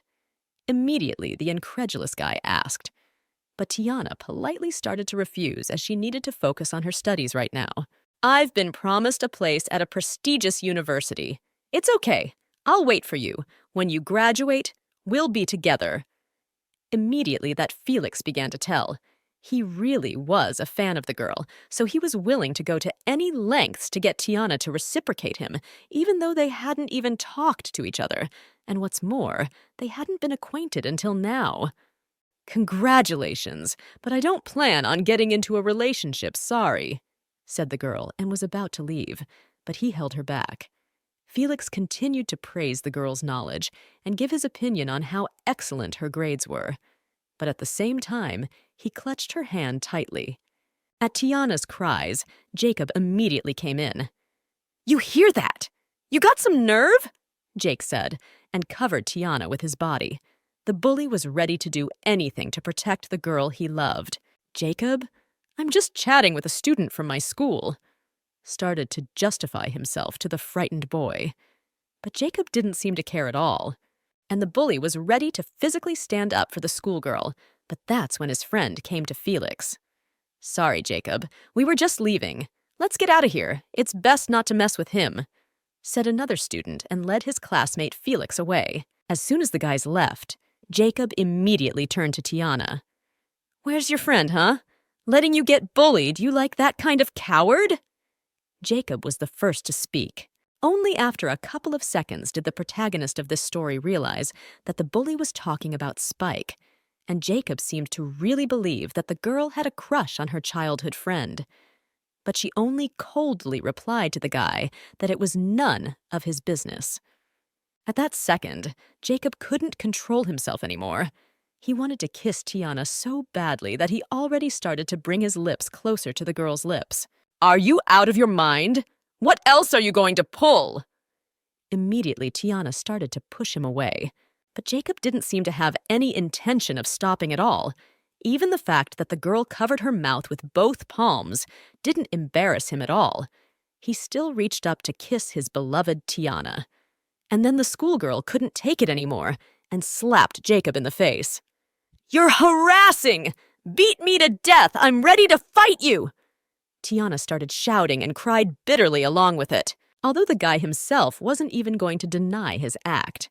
"Yes, it's harassment, so go tell everything to your friend. I'm waiting for him," said Jacob, and romantically took the schoolgirl by the chin. Tiana was so much angry with him that from the impulsive emotions that had built up inside of her, she started beating the guy's chest with her fists. But it didn't last long, and soon the girl calmed down.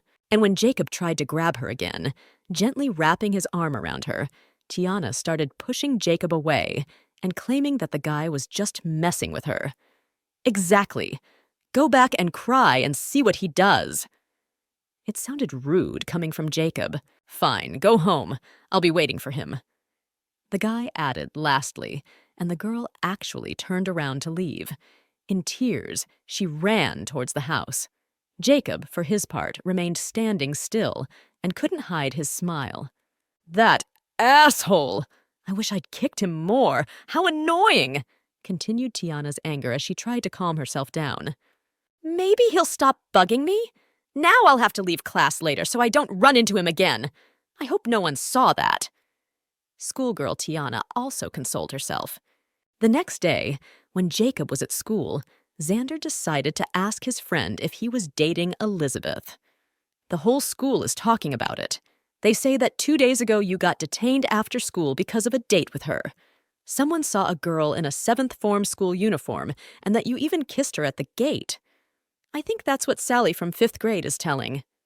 Shared Xander. "So, tell her to cut the crap, then call Elizabeth and tell her I'll be waiting for her at the 7th grade alley after school," replied Jacob. That's exactly what happened. Jacob met with the girl in person to apologize for the rumors about them. "It's okay." Elizabeth smiled and answered him. "Give me your card, I'll pay for your college tuition. The rumors will die down soon. And don't talk too much," Jacob also added. But the girl did not stay silent and decided to share her grievances. "You have never apologized to anyone. Understand this. I don't need money. I care about being with you. Be with me. If I'm not mistaken, you kissed Tiana, didn't you?" Elizabeth stated fearfully to sound confident. "Are you threatening me?" Jacob replied with a smirk. "Can't you? Tiana is only interested in studying and getting in. She doesn't like you. She'll hate you if the truth comes out." The girl said her opinion. But how wrong she was. Tiana had hated Jacob for a long time.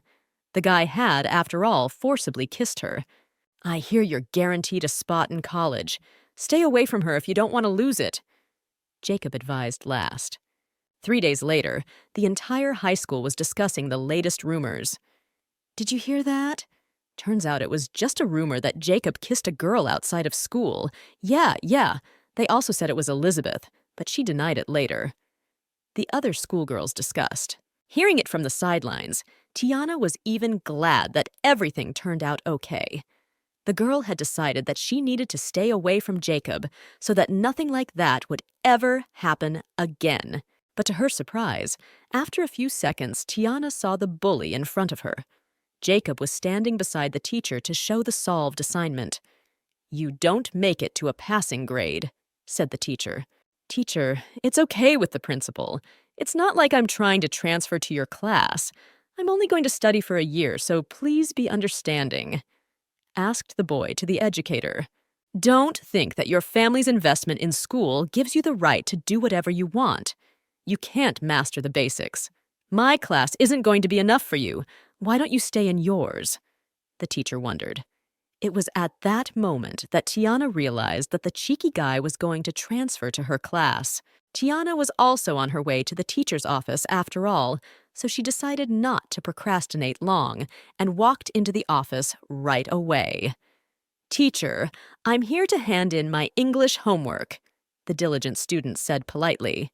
"You're just in time, Tiana. Can you get me some water?" the teacher asked, and while the girl poured water, she wondered what she should do. "I can't let this happen. If he transfers, I'm finished. Is there any way to stop him?" pondered the protagonist. And the guy himself, looking at her, noticed only a kind soul and the beauty of her tenderness. When the girl brought water to the teacher decided to ask the opinion of the best student of her class. "Tiana, this guy wants to transfer to us, but he's currently in his second year of high school. In total, for all 7 subjects, he scored less than 200 points," narrated the woman. Narrated. Tiana was surprised that he had scored so low in 7 subjects. Even Jacob felt ashamed. "I'll do everything I can to keep him from being transferred," Tiana thought to herself, and then told the teacher that this guy shouldn't be transferred. "You'll ruin our class average." Tiana decided to explain herself. On that note, Jacob decided to leave the room since no one was going to transfer him to another class. Tiana stayed to talk to the English teacher, and as the student was on her way back, Jacob grabbed her from around the corner. "You say I'm going to mess up your class average, huh?" asked the boy, while bringing the girl as close to him as possible. Of course, Tiana demanded that he immediately let her go. "Why do you mind? Asking to let go, afraid I'll molest you?" Jacob asked with a smirk. The girl only told him to stop thinking about it and get busy studying. "Tiana, if it's okay with you, I'm not transferring." "Tiana, I only have my best interest at heart. Let me kiss you and I won't transfer. May I?" asked the guy. But Tiana wasn't about to give herself to him. Jacob was still able to restrain himself, though. After a couple seconds of their interaction, Jacob noticed a tear streaming down the girl's face. "Why are you crying? Nothing happened. I was wrong. I won't transfer. I won't touch you again." To calm Tiana down, Jacob began to promise, but the schoolgirl couldn't stop crying. "Don't cry, it was just a joke." Still trying to calm her down, Jacob, but nothing was working anymore. I knew it was wrong to just hug her like that, but the thought of her kissing him that night drove me crazy with jealousy, thought Jacob at that moment. Tiana was both kind and at the same time getting into fights with her boyfriend. And even that day, the girl only pulled away and asked to leave because she needed to get back to class. But I still want to be around her. I wanted to forget the incident with Spike and make up with her. Funny, but I'm afraid that's not going to happen. Jacob pondered sadly. As Tiana started to walk out, the guy grabbed her arm. "Your boyfriend never showed up. He's a coward. Better forget about him," Jacob advised. But the guy didn't know that there wasn't really anything going on between Tiana and Spike, even though the girl herself didn't want that lie to grow like a snowball. And to make Jacob give up, Tiana decided to make him keep believing it. So, she silently went about her business. What good is it if he's a coward? Maybe he's learning well? So she was serious when she said I would affect their GPA, thought the guy. And so, when the girl returned to her class, one of her classmates shouted in surprise, "Wow, it's Jacob, isn't it? What's he doing in our class?" wondered the boy. When Tiana turned around, she did indeed see her acquaintance, Jacob. "Hello? I just want to ask, what is your GPA?" explained the guy in front of the teacher. "Eh? Did he get hurt by my saying that it will affect our grades?" Tiana thought. At this time, one of the classmates told her that the average score of the class was 538. Immediately afterward, Jake promoted from the classroom. In order not to disrupt the discipline of the class, Nancy handed her friend a note with a question. "Tiana, why do you think he would want to know our GPA?" inquired her friend. Tiana, in turn, wrote that Jacob was just nuts. At this time, the results of the math test at the vocational high school came in. Jacob had a score of 25. When Xander saw his friend's grade, he tried to support the guy somehow, but Jacob told him to leave so he wouldn't interfere with his homework. Are you serious? Do you realize that, brother? I mean, you could go to the principal, invest in the school, in a new library, for example, and easily transfer, Xander told him. But Jacob realized that if that happened, he would fall completely in Tiana's eyes. Will she give me a chance if I change for the better? He wondered. Pondered the boy. And how many points are you supposed to get on the exam? Also inquired the friend. And when Xander heard the answer, 538 points, he was extremely surprised. 538.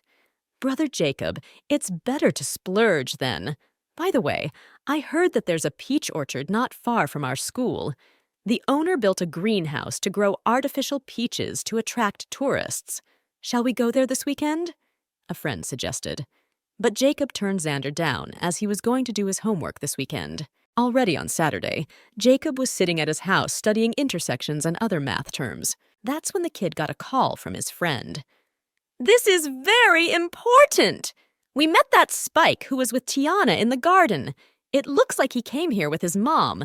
The thing is, he's got a peach. 1 peach worth 50 money, Xander said over the phone. We think he's going to give it to Tiana. Don't say later that we didn't warn you, told the friend. After a while, Jacob picked a lot of peaches for Tiana. Already, as the boy was walking up the stairwell to Tiana's apartment, Spike was walking right in front of him. And Spike was ahead of Jacob, after all. He was the first to meet the girl. I was in the blooming orchard today. My mom picked peaches, asked me to give you one, said Spike, though the girl herself began to assure him that she couldn't accept it. You can give it to Uncle Sean, I mean. He's studying fruit genes. He could use it. Take it. It's inexpensive, and Mom won't be upset. Childhood friend Spike suggested an alternative. Tiana asked him to wait a few minutes, and then came out with the pomegranate in her hands. Take a genetically modified pomegranate from Sean's dad instead. The girl handed him the fruit. After that, Spike left in a good mood.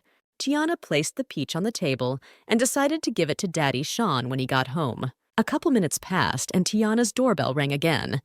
The girl initially thought it was Spike forgetting something, and that's why he was back. But when she opened the front door, she saw Jacob in front of her. She immediately started forcefully shutting her door back. What are you doing here? I'm not home alone! Shame on you! Angered the schoolgirl Tiana, but the boy gently took her hand and told her that he had something for Tiana. Here, you better take mine. Jacob offered and held out a picture of peaches to the lady. Immediately afterward, the girl defiantly set them on the floor, declaring that she didn't want the fruit. He doesn't change. Same despotic and reckless paranoid, always getting his own way without regard for other people's wishes. The protagonist thought at that moment. Turning his attention to Tiana's hand, Jacob noticed a reddening on her wrist. What's that? I only pulled it a little. Sorry, just hit me back, suggested the guy. But Tiana didn't think of doing that, as she was against violence. Then the guy once again tried to hand the girl the fruit. I didn't mean anything like that. Peaches are inexpensive. By the way, it was my friend who picked them. Just accept them even if you don't like them. Jacob asked sincerely. He could see that Tiana didn't seem to want to accept the peaches under any circumstances. So Jacob decided to offer to trade with her for a pomegranate as well. So he's been here for a while and overheard our conversation with Spike. The protagonist guessed. I don't want to trade with you. I'm not giving a garnet to someone who doesn't care about the feelings of others, declared the girl. Tiana, I'll definitely quit smoking this time. I'll study hard, score 538 points, and transfer to you. Then the boy began to promise. I said the GPA thing is a joke. Is he really that serious? But how is that possible? I don't remember him becoming a top student in his past life. The reborn Tiana thought in surprise. Now her life story had definitely changed. I don't fight anymore, my illness. The doctor said I'll get better in the future. I won't hurt you, really. Jacob began to explain. The guy took the girl's hands in a way to help hold her basket and continued promising to change for the better. All the fear and disgust I have for him is because he killed a man. He is dangerous. But wouldn't it be too cruel not to accept his gift? Thiana, a model student of the school, thought at that moment. Ah, I'll give you 3 pomegranates for 3 peaches. Wait, I'll bring them to you right away. The girl decided to make concessions. A couple minutes later, a basket of pomegranates was in Jacob's hands. And it would seem that even though it was just fruit, the guy even admitted to his acquaintance that he was incredibly pleased. He remained standing satisfied for a few more seconds outside Tiana's apartment, even when they had already said goodbye. On April 20th, the plane departed from the airport on a sunny day. At the end of April this year, in a past life, Tiana's grandfather had broken his leg and passed away 2 years later. Tiana, along with her dad, decided to check on him, but her grandmother chased them away. After that, the protagonist of this story thought about their indifference and why they turned their backs on her mother. Tiana's mom made a mistake by running away with an unserious man.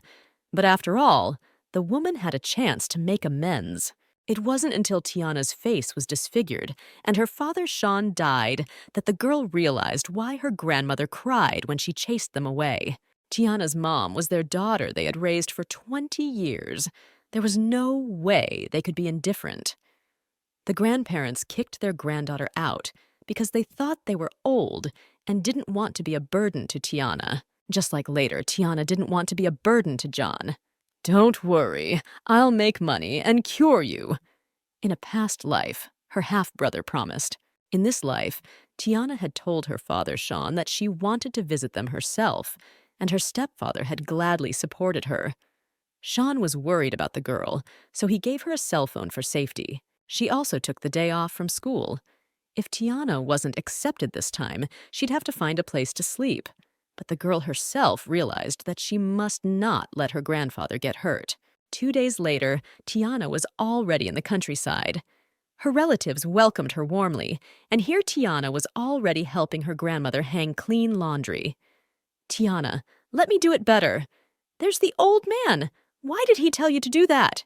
Where did he go? Sweetly scolded the old woman. He went fishing with Grandpa Link, narrated the granddaughter. Tiana had visited her grandparents 2 days ago. Their reddened eyes from crying confirmed her guesses. In the past, the grandmother didn't accept Tiana because the grandfather had a broken leg and it couldn't be healed. This is a great burden for any family, so they turned their backs on their granddaughter. In this life, Tiana visited them even before the injury. They welcomed her and told her to make herself at home. And so, the granddaughter promised, as soon as she finished hanging laundry, she would go see how her grandfather was doing. It'll be soon enough. I can't tell you exactly what day it was, but I remember that he fell down a small hill. Even though I told him not to go up the mountain, it's better still to warn the danger, thought the protagonist and came to the lake. But just as she arrived, people shouted that someone had fallen into the water to demand help. As it turned out, the grandfather fell into the water. The girl immediately ran to him, but people stopped her because the old man had already been rescued by someone else. This rescuer was Jacob. Tiana's surprise could not be described in words. As soon as her grandfather was pulled out of the water, Tiana immediately went to him to ask him how he was feeling. At this time, Jacob stood back and thought to himself, Tiana, I finally found you. Amazing! Turns out I saved her grandfather. The boy was equally surprised. The old men immediately started arguing amongst themselves. Scared to death! Thanks to this young man! Are you all right, old man? If you hadn't started fighting over the fishing rods, none of this would have happened. The men scolded. Oh, Tiana, help me! I think I've twisted my leg. There's no need to take it to the hospital. It's nothing serious. We'll come back and I'll ask your grandmother to rub a healing potion on it, said Grandpa. As Tiana led her old man by the hand, the girl thanked Jacob for saving him. But she didn't say anything else to her familiar boyfriend. She just kept talking to her grandfather. I'll help you back, so Grandma can help you sooner. If it doesn't help, we'll go to the hospital right away, said the granddaughter. Jacob noticed how difficult and long it was to lead the old man by the hand, so the boy offered the man to climb on his back and squatted in front of the old man. Ah, thank you, young man. Thank you very much. Even my granddaughter can't help me, agreed the grandfather. Tiana remained standing behind, and when Jacob turned around to look at her, he only gave her a menacing look. Is he in a bad mood today? When did I manage to piss him off? Didn't understand the protagonist. All in all, the girl continued to think about how Jacob ended up here in the first place. So Tiana was showing the way, and Jacob was dragging Tiana's grandfather on his back. That's how they walked to the right house. Since it was April, some of the plants were crumbling and falling on top of their heads. One leaf fell on Jacob's head too, so the boy asked the girl to remove it and bent down. Kid, it's okay. If it falls again, I'll clean it up, said the old man and fixed Jacob's hair himself. At that moment, Tiana was scared out of her wits. Oh my God, why did Grandpa touch him? It's not like he can't stand being touched. Jacob has a difficult temper, and he can easily lose his temper, thought the protagonist. So, for the safety of herself and her beloved grandfather, the girl quickly ran over to Jacob to fix the remaining plant petals, after which they continued on their way. Let's hurry up. You need to change your clothes so you don't catch cold, said the girl. When they got to the house, Jacob took a shower at Tiana's place. With his bare chest, the guy casually faced Tiana, who walked into the bathroom unexpectedly. The two of them were both embarrassed. Grandma has already boiled hot water. Why are you washing yourself in cold water? You didn't even bring a change of clothes, said Tiana. I couldn't take it anymore. I needed a shower. With a smirk, the guy replied. I put my clothes and shoes on the stool by the door. The clothes aren't worn. Our house isn't perfect, so take what you've got. I'm off, said Tiana and walked out of the bathroom. As the guy sorted through the laundry, he noticed that there were no underwear for him. This was not a very comfortable thing to say to a girl, but Jacob decided to call Tiana back anyway. I can do without underpants, can't I? Jacob explained the whole situation. Tiana actually didn't even know that her grandmother hadn't made them for him, so the girl decided to ask if Jacob himself could buy them for himself. If not, then I'll go and talk to Grandma. She'll figure something out, said the main character, and when Jacob started to leave the room, Tiana was afraid that he would come out naked, so she closed her eyes. But the guy was completely covered in clean and fresh clothes. Before he was here, Jacob had a lot of questions for Tiana. Back when the guy was still at his house, while talking on the phone with a friend, he found out details about the girl's trip. Oh, you want Tiana? But didn't I tell you? She's gone to her grandparents, Spike knows too, even went to see her off, said Xander. Turns out she did go, and Spike even saw her off. At that moment, I realized how easily she could walk away from me. I didn't know when she'd leave or when she'd be back. Jacob thought that day. I'm just an insignificant stranger to her. Jacob also thought frustratedly. But never mind, she doesn't like me anyway. She won't understand why I'm angry with her. I'll make a decent student that she'll like. Thought, and set a new goal for himself, Jacob. In the afternoon, the grandparents invited the young boys over to the dinner table. Young man, I don't know how to thank you. You can stay to eat before you go. It's all home-cooked food. I hope it's fine with you, said Tiana's grandfather. Thank you for today. The man also added and poured the boy a little drink. Then the grandmother joined the conversation as well. You are quite gracious and tidy-looking. What is your name? Where are you from? What are you doing in the village? The woman inquired. At this one, Tiana began to worry, as Jacob might say some stupid things. If the boy overstepped his boundaries, Grandpa would kick him out. As it seemed, she was worried for nothing. The guy answered all the questions politely. My name is Jacob. I'm from the city. I came here to see my girlfriend. Jacob added unexpectedly and smiled as he looked at Tiana. The guy also revealed that he would return their clothes after he washed them. Don't worry, we're the ones who bothered you. Jacob, if you need anything in the future, just ask. The old man smiled and replied. At night, when Tiana went to bed, the girl couldn't sleep. She thought over the fact that her grandfather had sprained his leg falling into the water and hadn't left the house for a long time. That incident of a past life had passed him by. Now the granddaughter warned the grandfather, and the man promised not to go there. Everything was all right. And it was beautiful. And in that second, while the girl was lying in her bed, her phone vibrated with an incoming notification. An unfamiliar number texted her that it would be waiting for her outside her house. Of course, Tiana guessed that Jacob had texted it. Jacob. How did he get my phone number? What does he want? Never mind. I'll pretend I was asleep and didn't see it. The protagonist thought and really went to sleep. At that time, the guy was already under Tiana's house. He realized that the schoolgirl was ignoring him on purpose, and when the guy tried to call her, she, without thinking long, hung up on him. I just hung up? Great, now he knows I'm awake. The girl also quickly realized. Now Tiana decided to text Jacob that it was getting late, so it was time for bed. But she received another incoming message in response. I can't sleep. Maybe talk to your grandpa, the guy wrote. Still, you can't take away his chutzpah. Because of that, late at night, Tiana did go out into the yard. Let's take a walk and talk, Jacob suggested. And surprisingly, Tiana didn't refuse. The main thing for the girl now was not to wake up her grandparents. Jacob had saved Grandpa today, which surprised Tiana. Would a person who was a murderer in a past life save someone? The reborn schoolgirl didn't understand what was going on, so why would he kill someone in the future?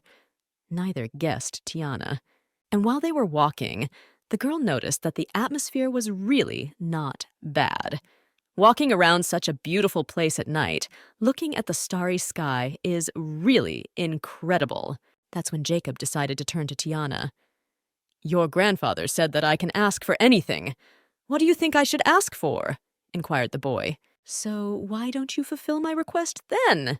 Still Jacob asked, and just what Tiana was afraid of. He didn't put any conditions, but I always felt like I owed him something, and it bothered me. The schoolgirl thought at that moment and asked the guy not to go overboard. She immediately said that it was impossible to ask for anything concerning love. Kissing was forbidden. The girl first announced this to the cocky boy to harass her, as he liked to do. Tiana, so I can't do this or that. Are you setting conditions, or am I? The guy who saved her grandfather asked with a smirk. Jacob knew the next request would be low, but he had no other option. Tiana, look at me. I want you to break up with Spike. Jacob asked then, What? There's nothing between me and Spike. How am I supposed to break up with him? Tiana thought for a second. But that's when the girl realized it was even better. She would easily fulfill Jacob's wish and stay safe. So she agreed. You're not fooling me by saying yes so quickly, are you? The guy asked. He gets angry when a girl doesn't agree, but now he himself was doubting.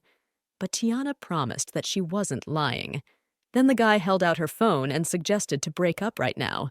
Tiana silently looked at Jacob with huge eyes. What? You can't break up with him? How dare you refuse? The bully then replied, Why would I refuse? I had nothing to do with Spike. Now I'm going to break up with him, the protagonist thought to herself. The girl also decided to ask Jacob if she could do it herself tomorrow. She didn't want to call Spike now, supposedly because it was late and he might be asleep. But that excuse didn't fly either. Impatient Jacob decided to call himself. But when Jacob started to call the guy, he didn't pick up. Look, you can't get through. Better call in the afternoon, said the girl.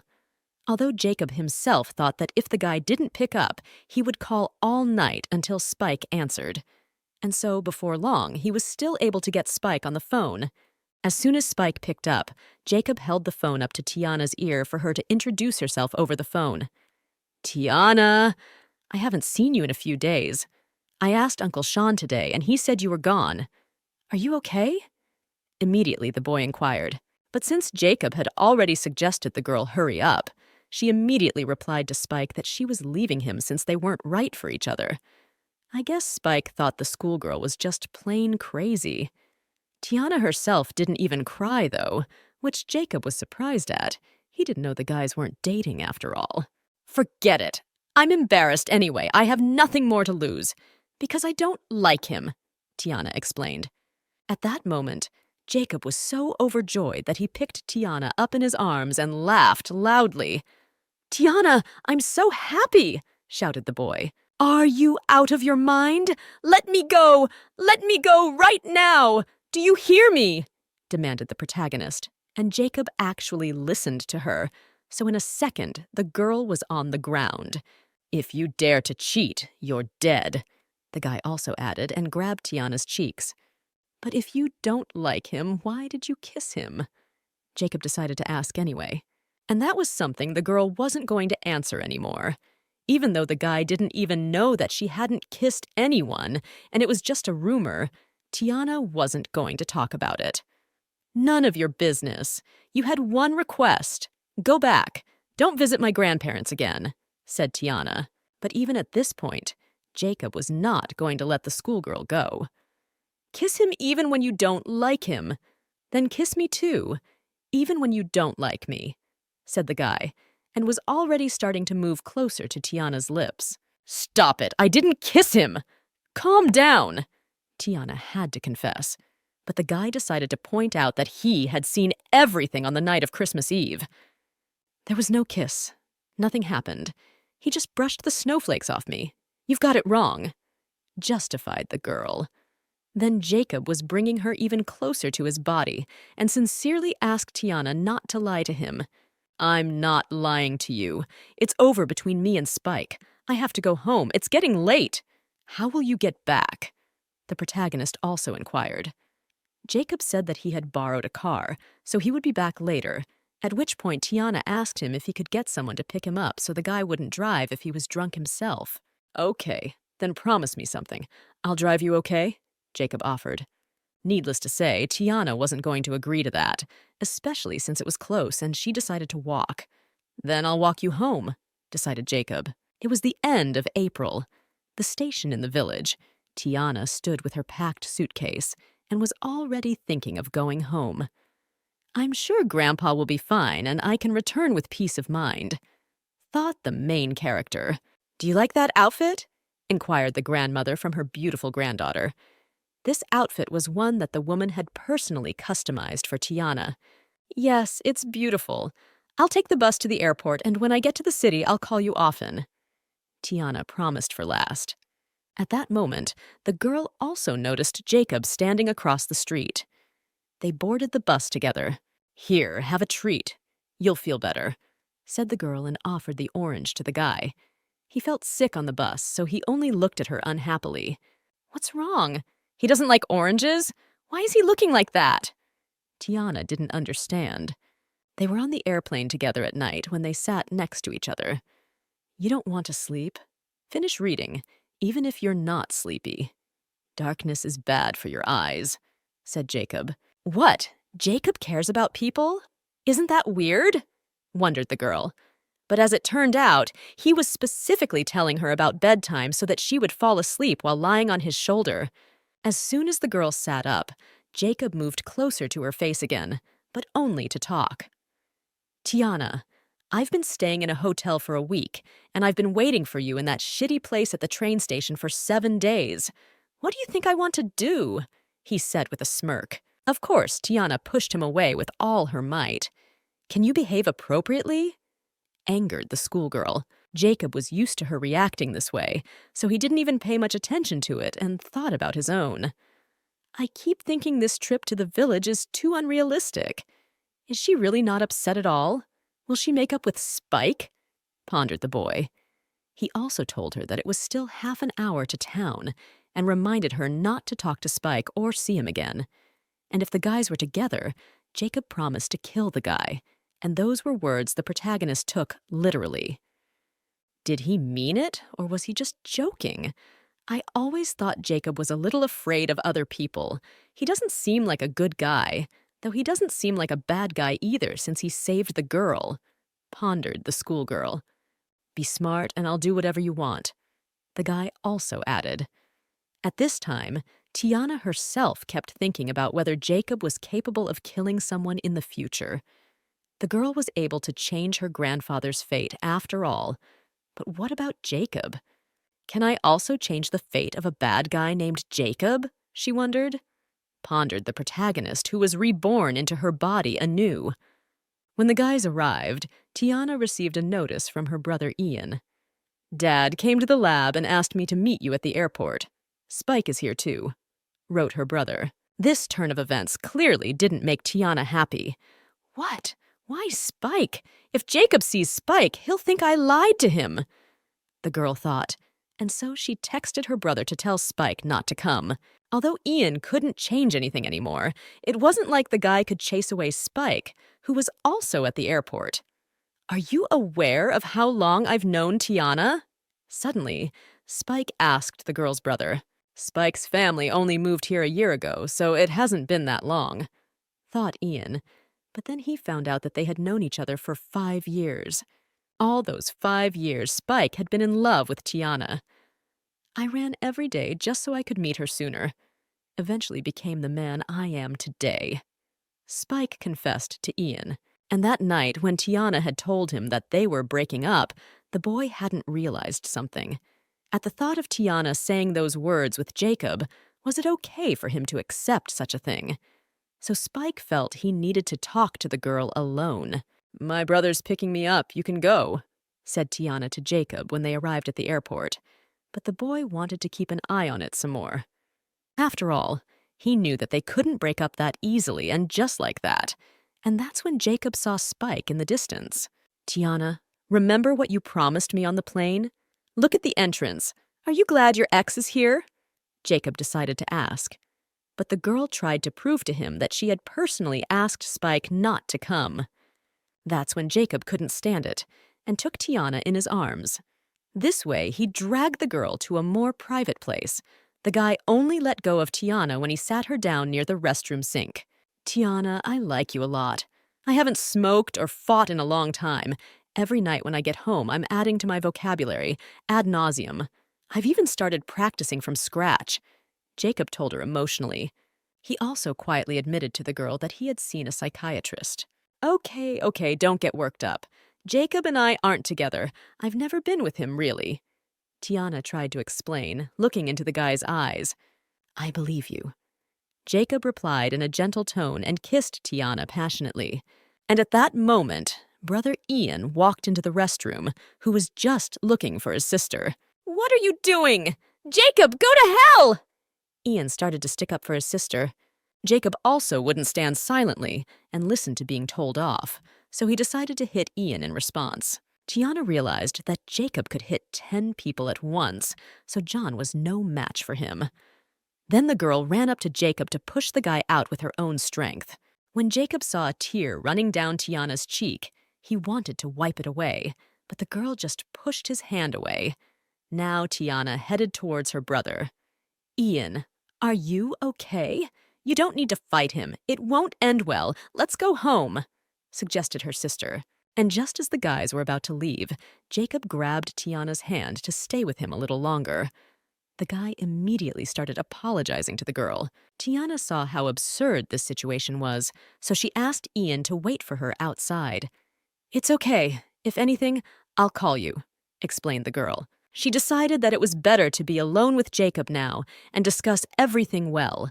So in just a second, it was just the two of them. It's just that I'm sick. Gonna go to the doctor. The boy admitted quietly at that moment. It's my fault. I'm the one who didn't reject Spike's offer because of prejudice against Jacob. Didn't think he'd take things so personally. I ended up experiencing the full brunt of the lie. Tiana thought to herself at that moment. I'm telling the truth. There's nothing between me and Spike. On Christmas Eve, when he was clearing away the snowflakes, I didn't recoil because you were there for me. But we're not dating. I don't even like him. Ask him yourself if you don't believe me. I don't even have his number, Tiana admitted. So, it was all a lie? You don't like him? Jacob was surprised and decided to clarify. Yes, it's my fault for lying and your fault for forcing it. I'm so angry, also admitted the girl, though the guy himself even laughed off that. Good thing you don't like anyone else. It's like a mountain of shoulders. Jacob explained his emotions. He even took the girl's hand and put her palm to his heart. Tiana, if you're mad, hit me. It's all my fault. Can you forgive me? Questioned Jacob to the cute girl. Tell me, how many times has this happened? People don't do that. I don't want to torture each other, explained the main character. The guy then promised that this was the last time.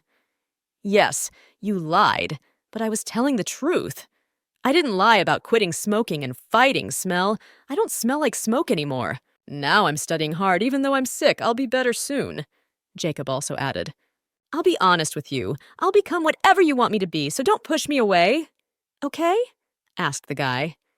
As the girl looked at him silently, he noticed a bite mark on her lip. Did I bite that? He immediately inquired and looked more closely at the wound. I did force the lip myself, didn't I? Why is he asking such a question in the first place? Thought at that moment the main character. But Jacob himself, without waiting for an answer, had already rolled up his sleeve and asked the girl to repay him in kind. You bite me, and I'll make you a promise that I won't bully you in the future, said the guy. If I do something like that again, I'll owe you the rest of my life, he also added.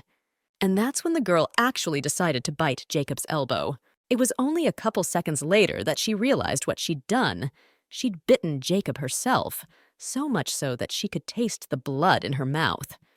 If this was her past life, she would never have done that. Why do I feel pity? It's deserved. He's a bully. Tiana tried to justify herself. At this time, on the other side of the door, Spike tried to break into the restroom, though he was stopped by Ian. When Spike walked into the restroom, he saw Jacob squatting in front of Tiana and nothing more.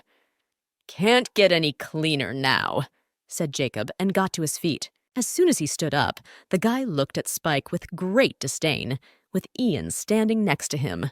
It was only a second later that Jacob walked over to Tiana's brother. I'm sorry, Ian. Are you okay? How about I take you to the hospital for a checkup? Jacob suggested. Of course, Ian himself didn't like this behavior from the boy at all.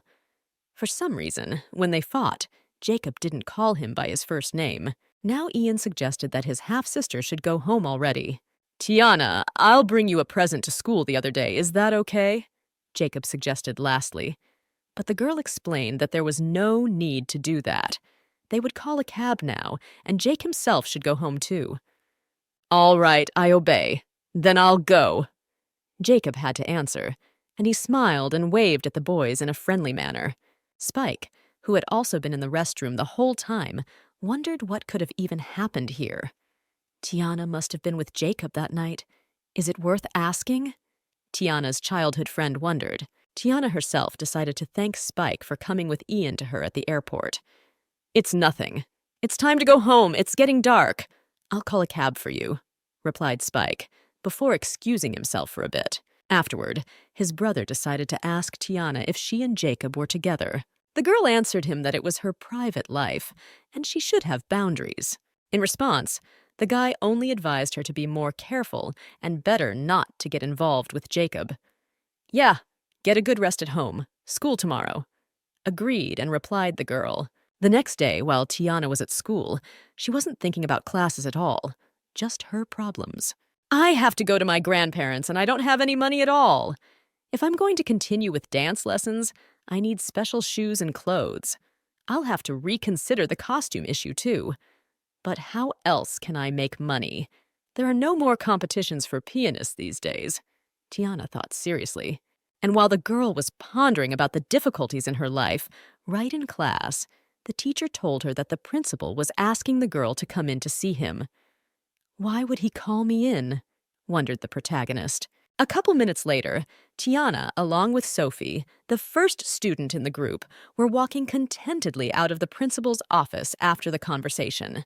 Sister, I didn't think the school would tell us to study in the evenings 2 days a week to help our classmates with their classes. They are even willing to raise our scholarship from 5,000 to 20,000. How great! Sophie shared. This was indeed wonderful news for Tiana herself. It's about time we got a scholarship increase, just when I'm having financial difficulties. What kind of bad luck is that? The model student of the class was both surprised and overjoyed at the same time. Looks like the rumors weren't lying. I heard that the principal was supported by sponsors from the corporation. They even installed air conditioners in all the classrooms. Narrated Sophie. Tiana guessed that the corporation was Jacob's family's company, but didn't pay much attention to it. Ah, yes. Sister, the principal said we need to prepare for the first class on Friday. We should spread out the workload. If I take English, chemistry, and biology, can you take the other subjects? A classmate suggested, and then they agreed among themselves. Now they had to wait for Friday to find out what materials the students still needed to catch up on. And so, that very day came. Sister, something is making me nervous. What if I have to study with a lot of kids? I'm a little scared. Sophie, the first student of the class, admitted. Tiana felt confident, so she tried to reassure her classmate. Don't be afraid. We'll prepare all the lessons in advance. Everything will be fine, said Tiana. And so, when the girls entered the classroom, they saw only one Jacob in the classroom. Hello, teachers. Immediately, the boy introduced himself. How very surprised Tiana was, looking at her student. On top of that, all that 20,000 would only go to one student, the very bully she knew. If I had known that I would have to study with him, there's no way I would have agreed. Tiana thought at that moment. At this time, Sophie had already introduced herself to Jacob. The girl was a student too, after all, so she simply offered to call her by her first name. And you, little teacher, introduce yourself, please, said the guy to Tiana, pretending that they didn't know each other before, and supposedly he got here by accident. Tiana roughly introduced herself to the girl. More than that, she didn't really want to say anything to him. How much he'd pissed the girl off at that moment. Jacob could tell by the look on his face that he was glad to be in the same classroom as Tiana, though. Fine. Teacher Tiana, what are your subjects? Jacob also decided to inquire. The girl answered him that she took Chinese, math, and physics and continued to stand aside. At this time, Sophie had already approached their student to have a closer chat before class. Great. Easier with one than a group. If you have a problem with anything, tell me. I'll keep it in mind, Sophie said in a friendly manner, and then Jacob handed her his worksheet, which was used to determine the guy's intellectual level. Tiana realized that even if she strongly disliked it, it was the principal's orders, so she still moved closer to Jacob to start class. And yet here I am, and I can't treat him differently just because it's him, thought the protagonist. While Sophie was studying the worksheet Jacob handed her, Tiana sat up next to the guy to start the lesson. What are your weaknesses in math, language, and science? Asked Tiana. Oh, teacher, I don't know anything at all. What about it? Answered and mocked her a bit Jacob. Tiana then decided to ask the boy if he knew a certain poem from a certain famous author. Of course, Jacob already knew it, but as it turned out, he hadn't studied it in school, so he couldn't recite it by heart. In the manuals for preparing for university entrance exams, there are points with reading poems by heart. It's all extra assignments, Tiana told her new student. At that moment, their conversation was interrupted by Sophie, who was already in the corridor. Sister, come out for a moment. I need to talk to you, asked Sophie to Tiana as she studied Jacob's test results. Sister! He scored 20 points in math and answered the last 2 questions correctly, the ones with answer choices. Narrated Sophie and showed Jacob's knowledge test sheet as proof. That means he doesn't know anything from the base, he just wrote randomly, Tiana guessed. But it wasn't surprising. Jacob had never learned any academic subjects in his entire life. He hadn't even attended school, so what was there to talk about?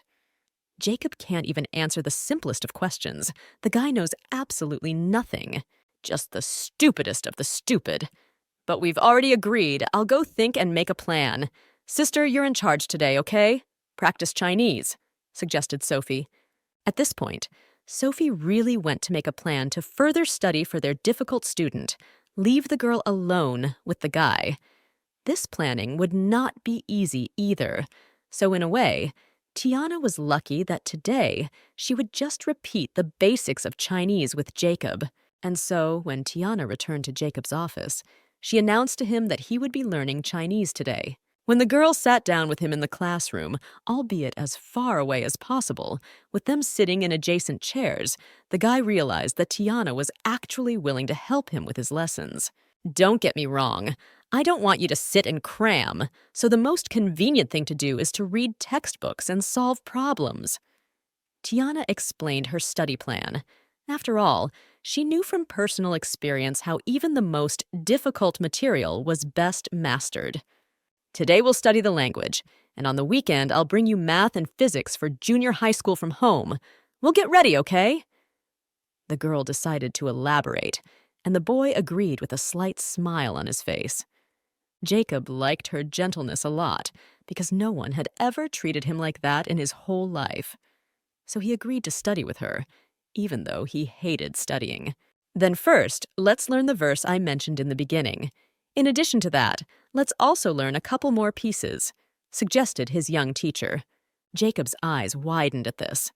Jacob hadn't expected Tiana to be so serious but friendly at the same time. It was really nice. Lessons hadn't started yet, but he already liked the atmosphere. And so, the girl read the first lines of the poem. Golden willow by the river, as in a sunset wedding dress, and she, as in a mirror of water, finds a reflection in my heart. Though the boy wasn't particularly fond of literature, but he absolutely couldn't tear himself away from how beautifully Tiana read these lines of the piece.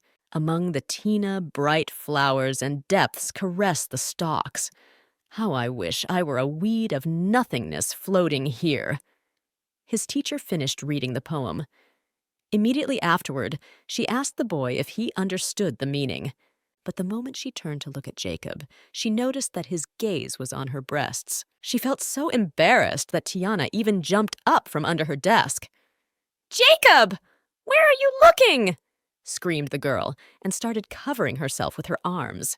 In the moment, the guy was so thoughtful that he didn't even notice Tiana finished reciting the poem so quickly. "Don't be mad. I was just looking at the textbook, really," justified the student to himself. "If you don't want to listen, then don't." Tiana, who was still drained, told him, and the boy tried to calm her down again. He also thought of something. Just then, the guy noticed a pointer that was lying near the blackboard and took it in his hands.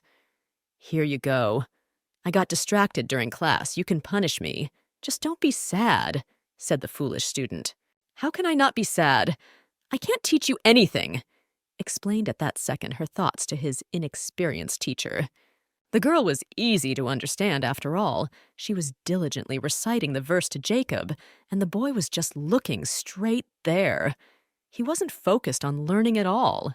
He noticed how much Tiana was hurt, though, so he repeatedly apologized again, so as not to lose a teacher as valuable as Tiana.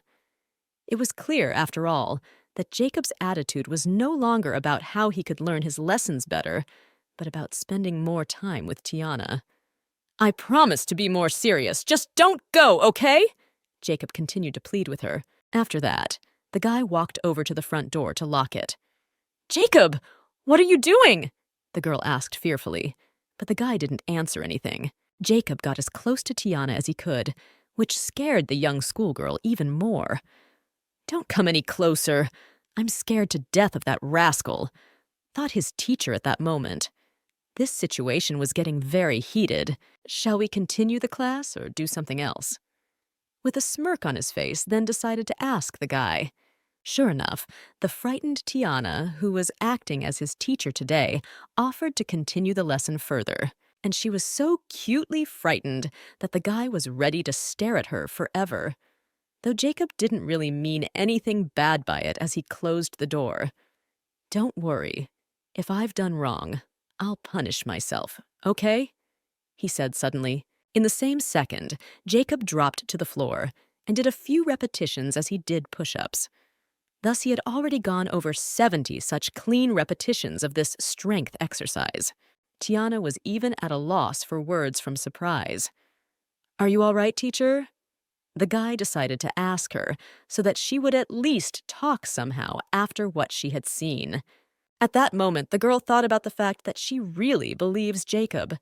Tiana believes that he won't do anything bad to her. He's done over 70 push-ups, but he doesn't look tired at all. There was a naughty boy in my class who was punished with the same physical punishment, but after 10, he turned pale and collapsed. The girl remembered at that moment. "Why don't you just take the physical exam?" the girl decided to suggest to him. That's when Jacob finally stopped to do more repetitions. The boy got to his feet and laughed loudly. Why is he laughing? So stupid, not taking things seriously. Looks like he had to know pain from his own experience, Tiana thought. No! What do I care about Jacob anyway? I don't care what he does. His family has money, so he doesn't have to worry about university. In just a second, the girl was already trying to dispel those thoughts in her head. Jacob did come from a family that was the richest in their town. He was the one who had suddenly wanted to study. Even more so, this reason wasn't a craving for knowledge on the part of the guy, but just to get the attention of the girl Jacob himself was in love with. The problem is that I see his serious attitude and I can't help but think how to approach him, finally decided by his young teacher Tiana. The girl personally decided to ask him if it was true that he would study hard. "Yeah, you don't believe me?" the boy asked back with a sneer. "If you learn the texts in the textbook, I'll study with you," the girl promised then. She had just found the perfect solution to this problem with Jacob's non-serious intentions.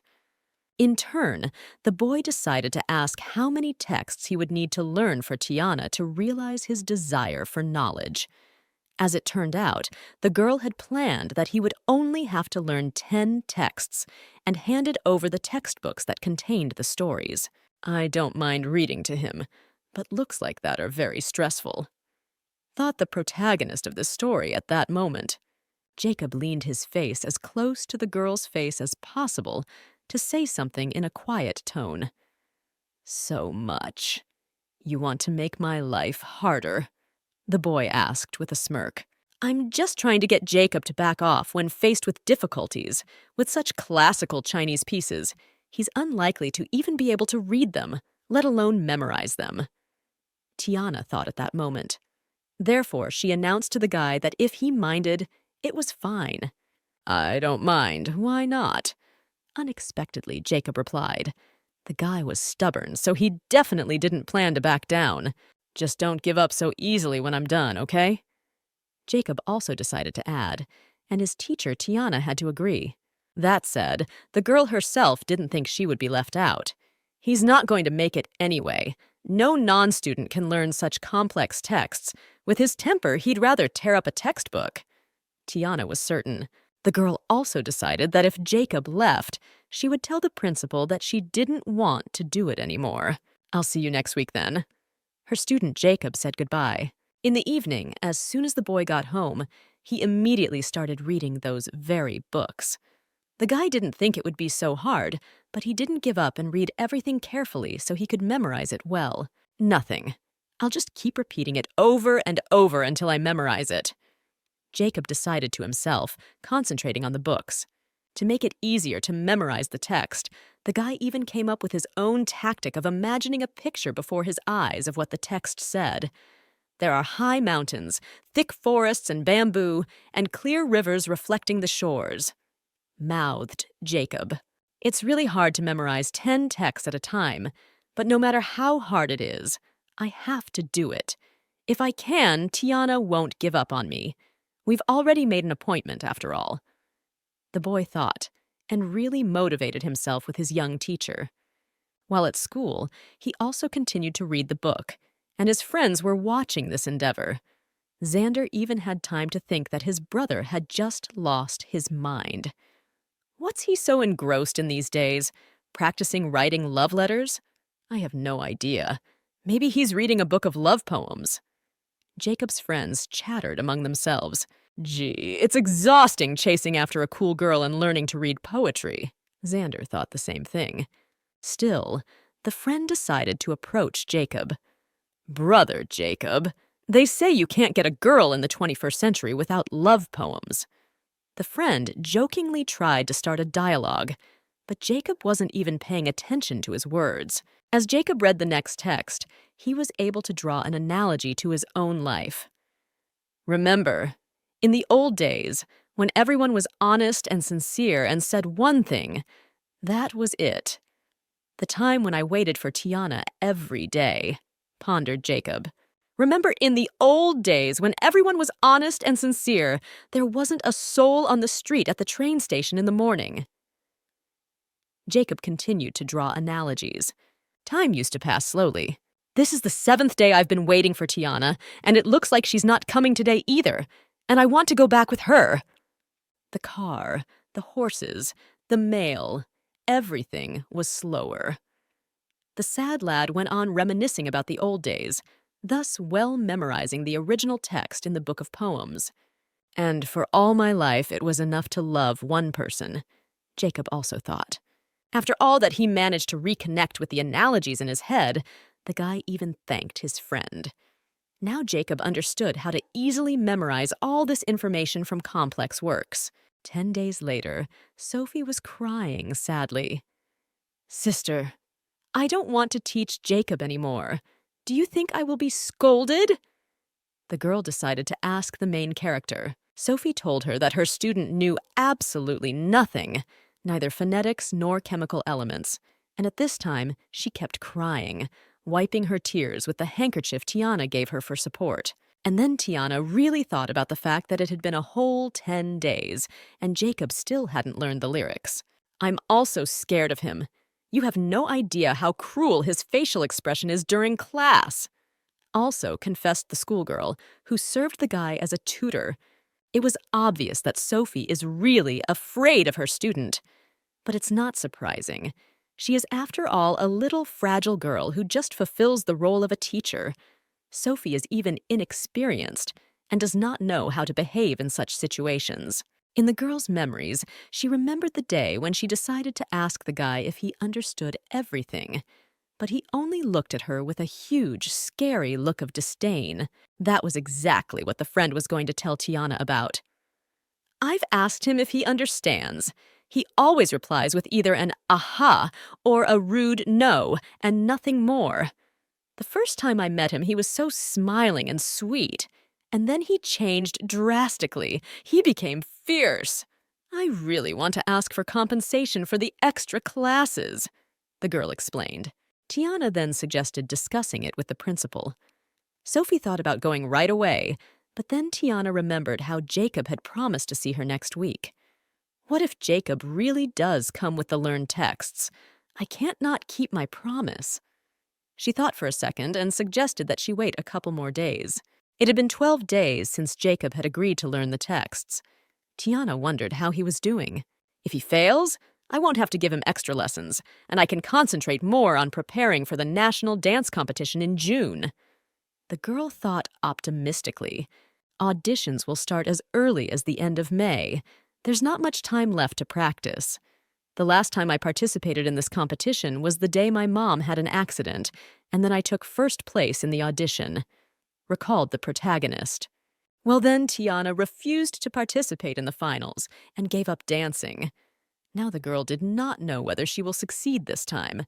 In fact, she liked dancing more than piano, and her mom liked the way she danced. Tiana, Jacob is waiting for you out front. Sister, he said he learned everything, Sophie told unexpectedly, though the girl was already glad the guy had given up. Eh? Jacob really memorized all the lyrics? In just 12 days, so fast! He could hardly even read them. It would take him at least a month. The main character couldn't believe it. Sister, I'm done with him for today. I still have my homework to do, said Sophie, and was about to go home. Since Jacob could, Tiana had to keep her promise too, and so she came to the guy's house. At this time, Jacob was sitting in the study, waiting for his favorite young teacher and repeating the text he had learned. As the girl walked to his office, she thought about the guy's character. I know what uncontrolled aggression is. The medical explanation is that uncontrolled aggression is a personality disorder that results in outbursts of rage in response to unwanted stimuli in certain situations. Tiana thought. Tiana. Before the girl was supposed to enter his classroom, the guy was going to make sure one more time about remembering everything correctly. At this time, Tiana in her head kept thinking about that very aggression. Such a serious disorder is quite rare. Now that I think about it, Jacob probably doesn't want to be like that. He's just sick and can't control it. We forgot that the world hasn't been fair to him for a long time. With a final thought, the girl knocked on the office the student was in. Tiana, I learned all the texts you gave me, declared the boy as soon as he saw Tiana in front of him. The girl looked in his textbook. Everything was crossed out, circled somewhere, and from this it was obvious that he had reread them over and over again. The guy was really serious about this. Right after the meeting, Tiana decided to ask a question to test his knowledge. What sentence comes after, obviously, the moon when it might fall? Tiana decided to ask, and Jacob, to her surprise, answered the correct lines immediately after a second. Then the girl decided to go the other way and asked what goes in a certain paragraph of a more complicated text. And then the guy was already thinking seriously. Anyone can continue the text, but remembering the previous sentence is not so easy. It requires a special knowledge of the text. Looks like Jacob didn't learn it all that well. Already the protagonist had time to think at that second. Which sentence is the first one in this text? In the 9th year of governance under the president, at the beginning of the twilight spring, a meeting was held in the city, as well as the semi-annual purification ceremony. All the sages were present, and young and old people gathered. There are high mountains, dense forests and bamboo, and clear rivers reflecting the banks. It is the second most popular place in the world. With ease, Jacob began to narrate. The feelings of tranquility and anxiety are different. Shall I continue? Decided to refine the hovering when he had already told most of the necessary information. But at that second, Tiana couldn't stand the gust and surprise of his emotions, so she laughed loudly. And how much the guy was shocked by such a reaction. Tiana is laughing. What a beautiful smile she has, noted the student. Jay had never seen a girl laugh so expressively before, though the girl herself was just amused that the silly guy had just started remembering everything from the very first sentence. She couldn't stop laughing. Are you laughing at me? I'll try to make you laugh again, teacher, Jacob said with a smile on his face, while the girl continued to marvel at Jacob's mastery of knowledge. He really had learned everything Tiana had learned, hadn't he?